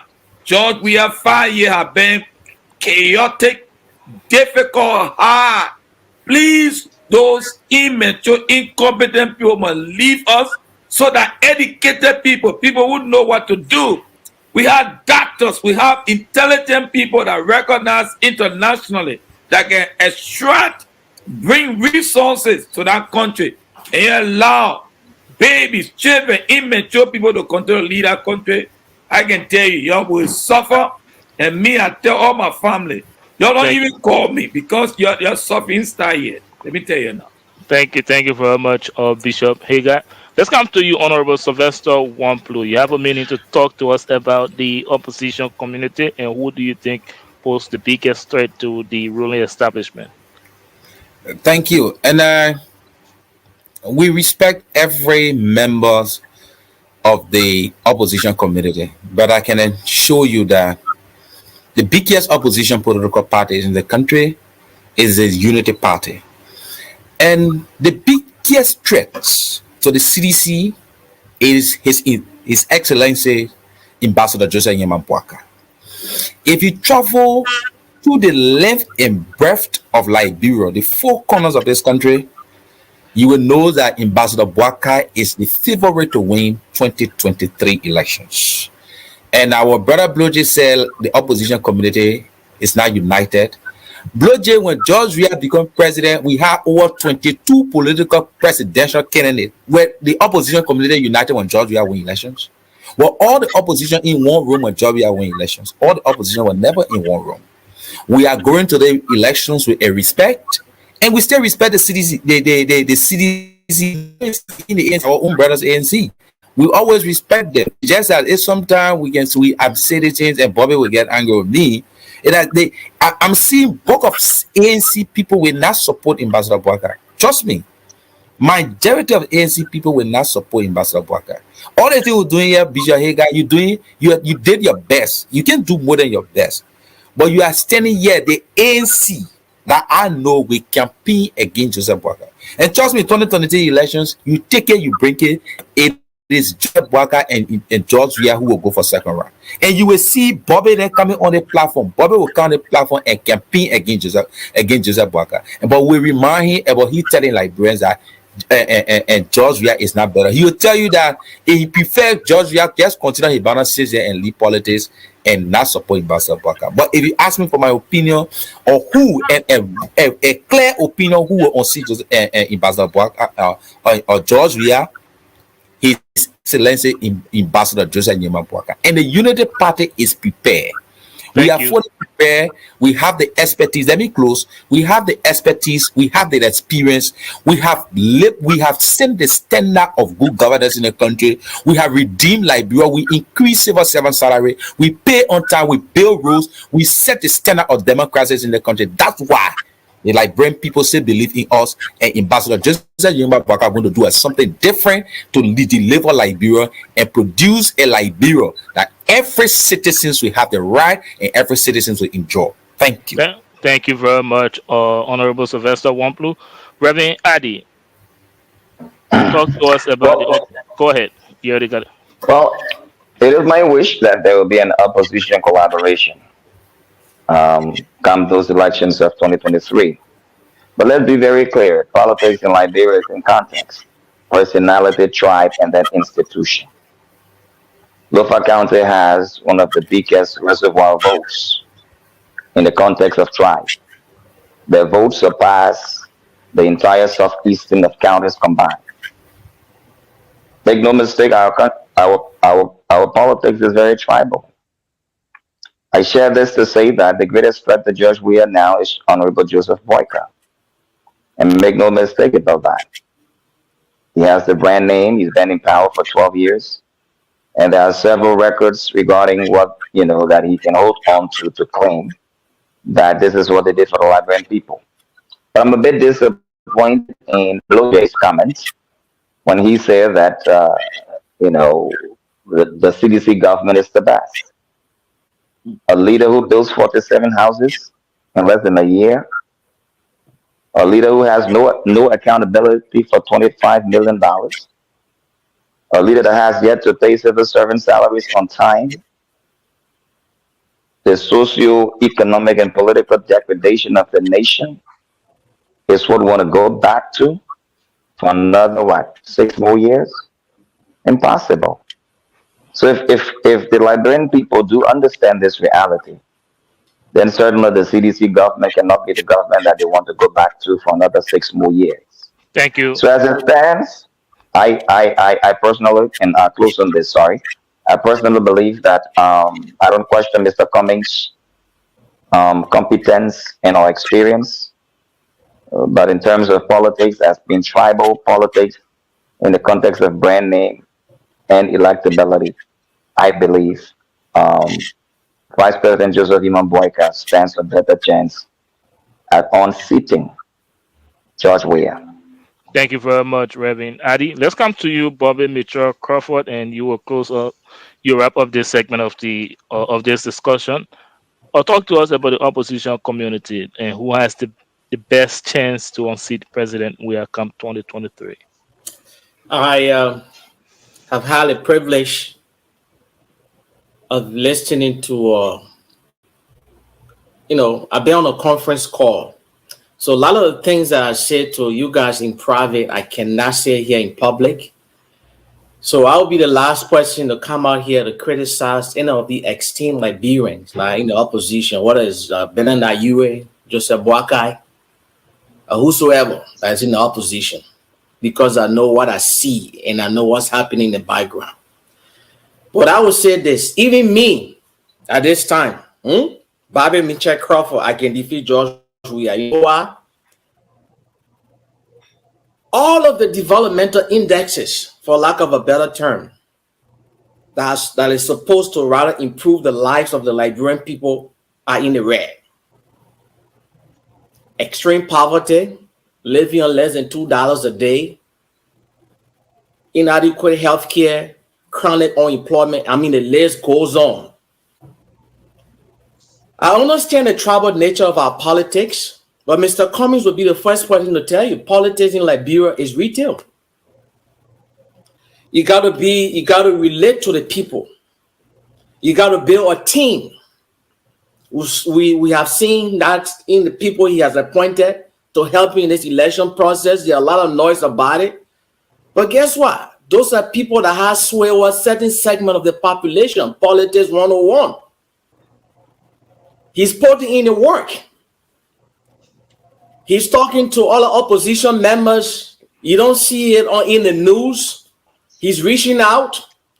And I believe he is the man that is capable of expeditiously delivering this country from the quagmire of bad leadership, bad governance, rampant corruption that eluded the Liberian people for a very long time. And I will stop there. And thank you for having me on the show.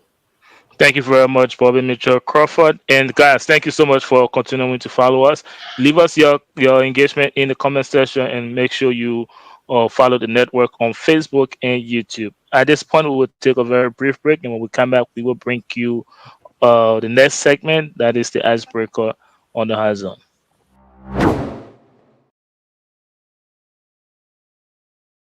At Fatu's, we know what it's like to feel a little homesick. That's why we work hard to bring you the very best and freshest imported foods and supplies from home. With quality design African cloths, beauty supplies, and tasty African food items, you'll feel right at home. So what are you waiting for? Stop by Fatu's African International Market for all of your household and family needs. See you soon. Welcome back. You're still watching episode 3, season 2 of The Hard Zone, your favorite show here. There's no gimmick, no fluff, just real talk. We've had a very fruitful discussion tonight, and it's time that we transition into fans' favorite segment of The Hard Zone, that is the icebreaker round. Before I make known the question for the icebreaker round tonight, let me invite my panelists back on the screen, and we can get right into the icebreaker. The question tonight is, what's your favorite Sparta story? Favorite Sparta story. I know that's a tough one, but you guys have a lot of Sparta story. I'm very sure. Let me start with you, Bishop Hager. What is your favorite Sparta story? And you know that story where Sparta, we all know in the Liberian traditional storytelling, Sparta is a greedy man, where he accepted invitation from 2 different towns, and he told them to put the rope around his waist. He never wanted to miss another juicy pambodo or whatever cassava leaf food. So it just happened by coincidence that the food from both times got prepared at the same time, and they started holding the rope, and Sparta was caught in the middle. He couldn't go on the left, he couldn't go on the right, and they were just holding the rope until Sparta's waist got very small. He lose it, they couldn't go to the end of the time. And the moral behind that story is that when you are greedy, you end up losing everything. Don't be greedy like the CDC government. Thank you. This is an icebreaker round. But let's go to you, Reverend Adi. What is your favorite Sparta story? You know, Pastor Hager, the fact that we are both pastors, I guess we think alike. I was almost, that's the only one I was thinking too, but it's okay. So you know, so I would just hop along and share the excitement of this great Sparta story as my own story too. All right, Bobby Mitchell Crawford. That my own has to do with Sparta when they on the scene greeted story or whatever. He stole somebody's food, he ate it, and then they said they were going to execute him. So the people say he should choose whether they should pour him in the water so he can get drowned, or they should pour him in the fire. Sparta start crying. Oh, I beg you, don't put me in the water. Oh, don't put me in the water. No, we'll put you in the water. I said, look at these people in the space. Most part in the water, he just crawled the water, he left. So Australia's father spoil. That's a good one. And Mr. John Winkin Weir, what's your favorite Sparta story? In reality, the only story I have always been told is what the bishop told already. about Spotted really being put on both sides. It seems that that's a popular Spada story. That is the part ever since I got this icebreaker. That was my own story. The visual already had it, so yeah. But it's been a great show, and you guys watching us, you can leave us your favorite Spada story in the comment section, and we'll make sure to put it on the screen. But it has been a very fruitful discussion, and at this point, I would like to give you guys the opportunity to close out on the discussion tonight, beginning with you, Bishop Hagar. Well, I just want to tell all our viewers, thank you so much for listening to us. We are not against any Liberian or against George Weah and his administration.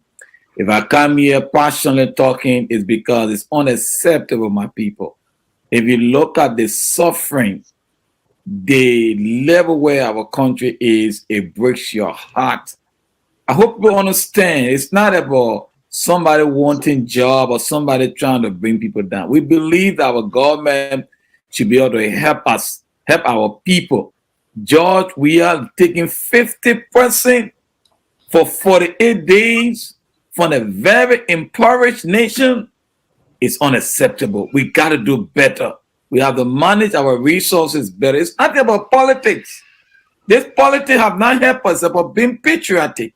Everything we're saying is just about our love for Liberia, how to see the country better. We are actors, we are stakeholders. Some of us, 30-40% of our resources in terms of our salary, in terms of our ministry, our churches, we have to spend it in Liberia every day. It can't end. We are suffering here. And nothing's happening. And we see government going around 50% just going sleep in hotel, drinking champagne, and the people just suffering in that place, just break our hearts. So please, nobody should take it to say, oh, we're against it. I don't have anything to get from job. We're in government. I don't want any job there, but we have to be patriotic. We have the passion to talk about it. I hope the government can listen to things, to what we're saying. They can make some adjustment and be serious. God bless you. Thank you very much, Bishop Hagar. Let's go to you, Mr. Jawin. We are close out on this program for tonight. All right, thank you again for this opportunity. I'd like to address one discussion that I was having with some people in Liberia who believe that George Weah needed more time. So my question to them was, are they asking for more time to be hungry? There is nothing about time. For me, I started school in a rural jungle town in Liberia, but that is in Jirebon County, in the rural part of the country. But in spite of all of that, we had textbooks. There was a mission that I started school to. Right now in Liberia, the people don't even have, even if they grow any food, there is nowhere to go sell it. Everybody is begging. People are calling. As the bishop said, nobody is personally against President Weah as a leader. But in all democratic countries, if any leader gets to power, if he or she does wrong, they talk about the wrong and look for a better change. Trump was in the United States as president. The people saw that he didn't do well. He had a 110. So again, Weah didn't do well. So Liberians, re-letting Weah, meaning you are re-letting your suffering. Thank you. Thank you very much, Mr. Jawin Weah, and Reverend Adi. You're next. Close out on this program, on this segment of the Hour Zone tonight. So it is my ardent wish that the opposition do unite to be able to present a formidable force to changing the trajectory of our country. It's my sincere wish.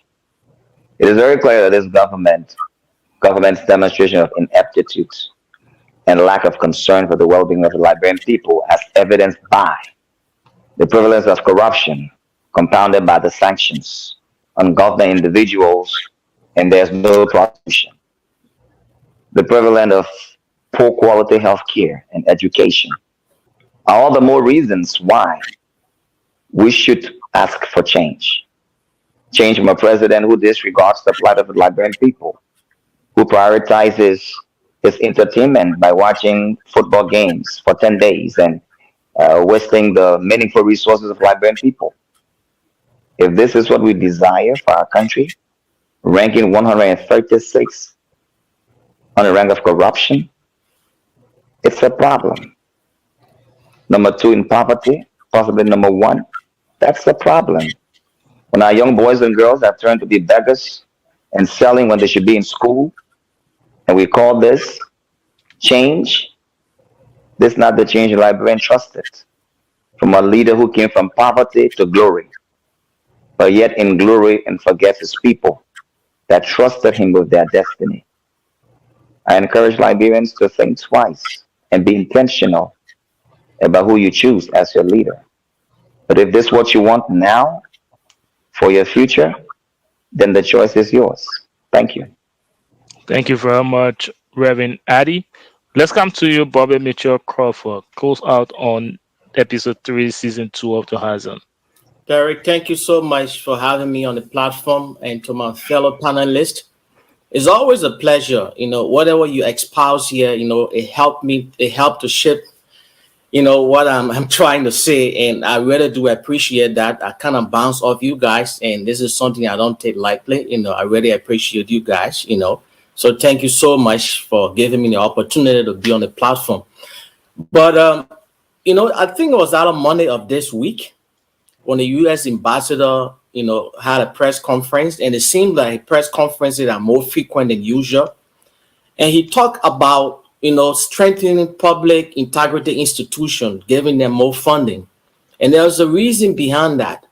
Nothing was more glaring rather when Chanaco, I don't know if that's the right pronunciation, the company that is paving the Roberts Fee Highway. They appear on Capitol Hill and they said they don't have all the fundings, or they don't have the necessary equipment, to continue constructing the Roberts Fee Highway. That's the problem with you vetting companies that don't go through the proper public procurement process that the government has. And it was Roman before that. It was Nathaniel McGay that negotiated that contract. See where we are today. Chanaco went with, there was a one-man vetting program or whatever show they had going on, and they awarded them the contract. So we have a disaster today. The Roberts Fee Highway is a death trap. So we need to strengthen our public integrity institution, whether it is the anti-corruption, the public procurement offices, or all these different institutions that serve as a guardrail against all of these things that serve as a constraint on our developmental agenda. And when we say good governance, these are some of the things we are talking about.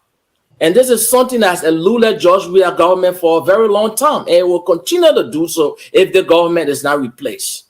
So I am hoping that the Liberian people will see that this man really don't have their best interests. There's no substitute for knowledge or leadership either.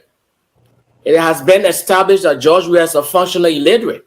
And when it comes to governance, he's just score on a scale of 1 to 10 is a 0. So I'm hoping the Liberian people can just say thank you very much. It's been a pleasure.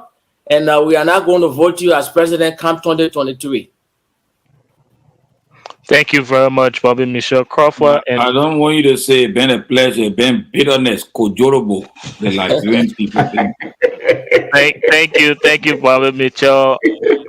Thank you, Bobby Mitchell. Thank you, Mr. Ja Winton. We are Reverend Addy, Bishop Hagar Blowjade, and thanks to all of you for your contribution on every episode of the Horizon. I trust that our audience dearly appreciate all of your contribution. You all are from a lot of different political institutions, political ideology, but one thing we all align on is that we want better for Liberia. So those of you watching, I would like to also thank you for continuing to follow us and continuing to engage the program. We would like to draw the curtain. No, we have our announcement segment and also Hustling in the Horizon next. So we will take a very brief break and bring you those segment of the Horizon. Thank you.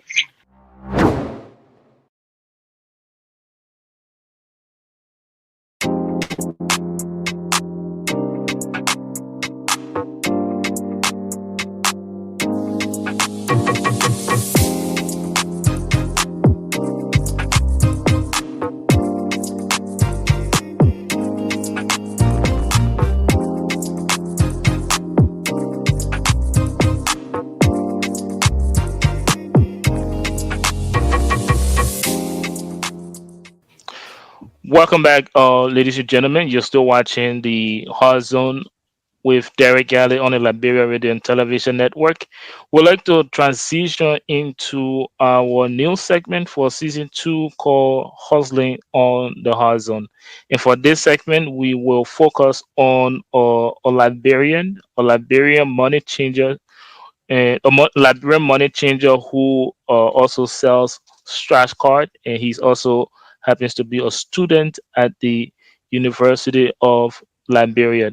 And in the video, he expresses his desire to not just seek government job, but to use his business and his experience to do something for himself. But don't take my word for it.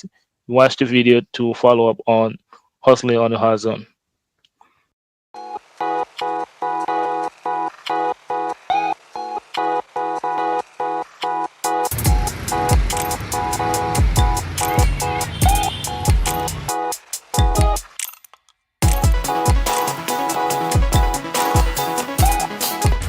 Good afternoon, my name is V. Ibrahim Malu.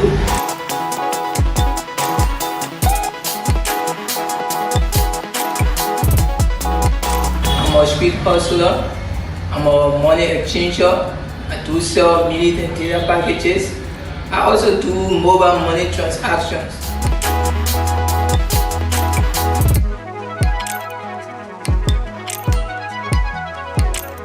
And then I have other side hustles, but for now, this is what I'm doing for a living. Okay, I am a student of the University of Liberia reading accounting, and since I've been doing this business, I started around 2019 up to present. Is what has been supporting me throughout my schooling and other, necessary expenses I undergo. But I really want to say this business is very helpful to me because I don't wait for government employment before I can be able to earn a living. And so I choose it as the best alternative, and it's been very rewarding to me.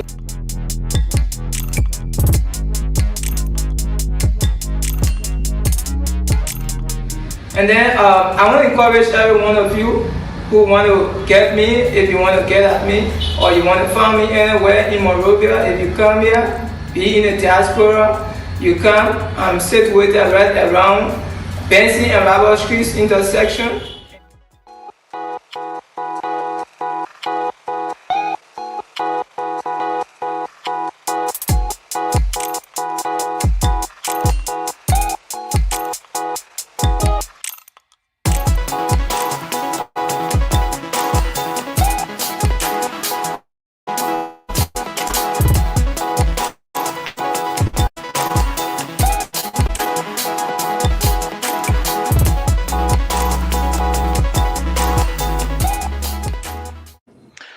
Welcome back, ladies and gentlemen, to season 2, episode 3 of the Hard Zone. It has been a very fruitful discussion tonight. But before we draw the curtain on this episode, we would like to bring you some announcement. Starting with Giving Tuesday. So every Tuesday, the Multicultural Community Family Services distribute gifts of free African food, or they refer to as the Calabash Food Pantry, and the location is 1716 Terminal Square, Upper Darby. So here you can go and get a bags of food, and also in addition to the free food they're offering, they have a senior support, they have home health care, immigrant support, or school youth programming, and professional development, and consulting, yes. And also, if you would like, they will teach you how to make some African dishes as well. And moving on to other news, the Immigration Information Services under the umbrella of Akana. Akana Immigration, in collaboration with USCIS, is hosting a monthly Friday information session to address your immigration questions and concerns. The date is Friday, December 16, 2022, between 4 p.m. to 5 p.m. The put a reminder on this announcement that this meeting is also open to questions regarding all immigration concerns. And moving on to another news, a non-profit organization operating in Liberia under the name Orphan Concern Liberia is inviting the general public to a gala on December 16, 2022. And you can find Orphan Concern on Facebook or Orphan Concern Liberia. You can also find them on orphanconcernliberia.org. And the last news we have here, if you will be in the Philadelphia area December 10th, if you'll be around the Philadelphia area on December 10th and you're looking for something fun or to turn up to do, you're looking for something fun to do, or if you want to turn up on that date, the Great Company is hosting a black party that they term as Fashionista. And that party is a red carpet night of styles and elegance. So you can make your way there on December 10th, 2022, and the door will be open at 7 p.m. It's a red carpet event, and the ticket price is $50. So that's it for announcement on the Hot Zone. My name is Derek Yale, and I would like to draw the curtain on this episode. Continue to follow this network on Facebook and YouTube. We will see you. Actually, before I close, my CEO will left for me to send out a happy birthday request to one of the administrator of this network, who the hard-working lady behind the very fine quality video you get of the husband. So we'd like to wish you a happy pre-birthday. You celebrate your birthday this week on Friday. So we'd like to say happy birthday to you, Garfin. And guys, continue to follow us, and we will see you on the next episode of the High Zone. My name is Derek Kelly.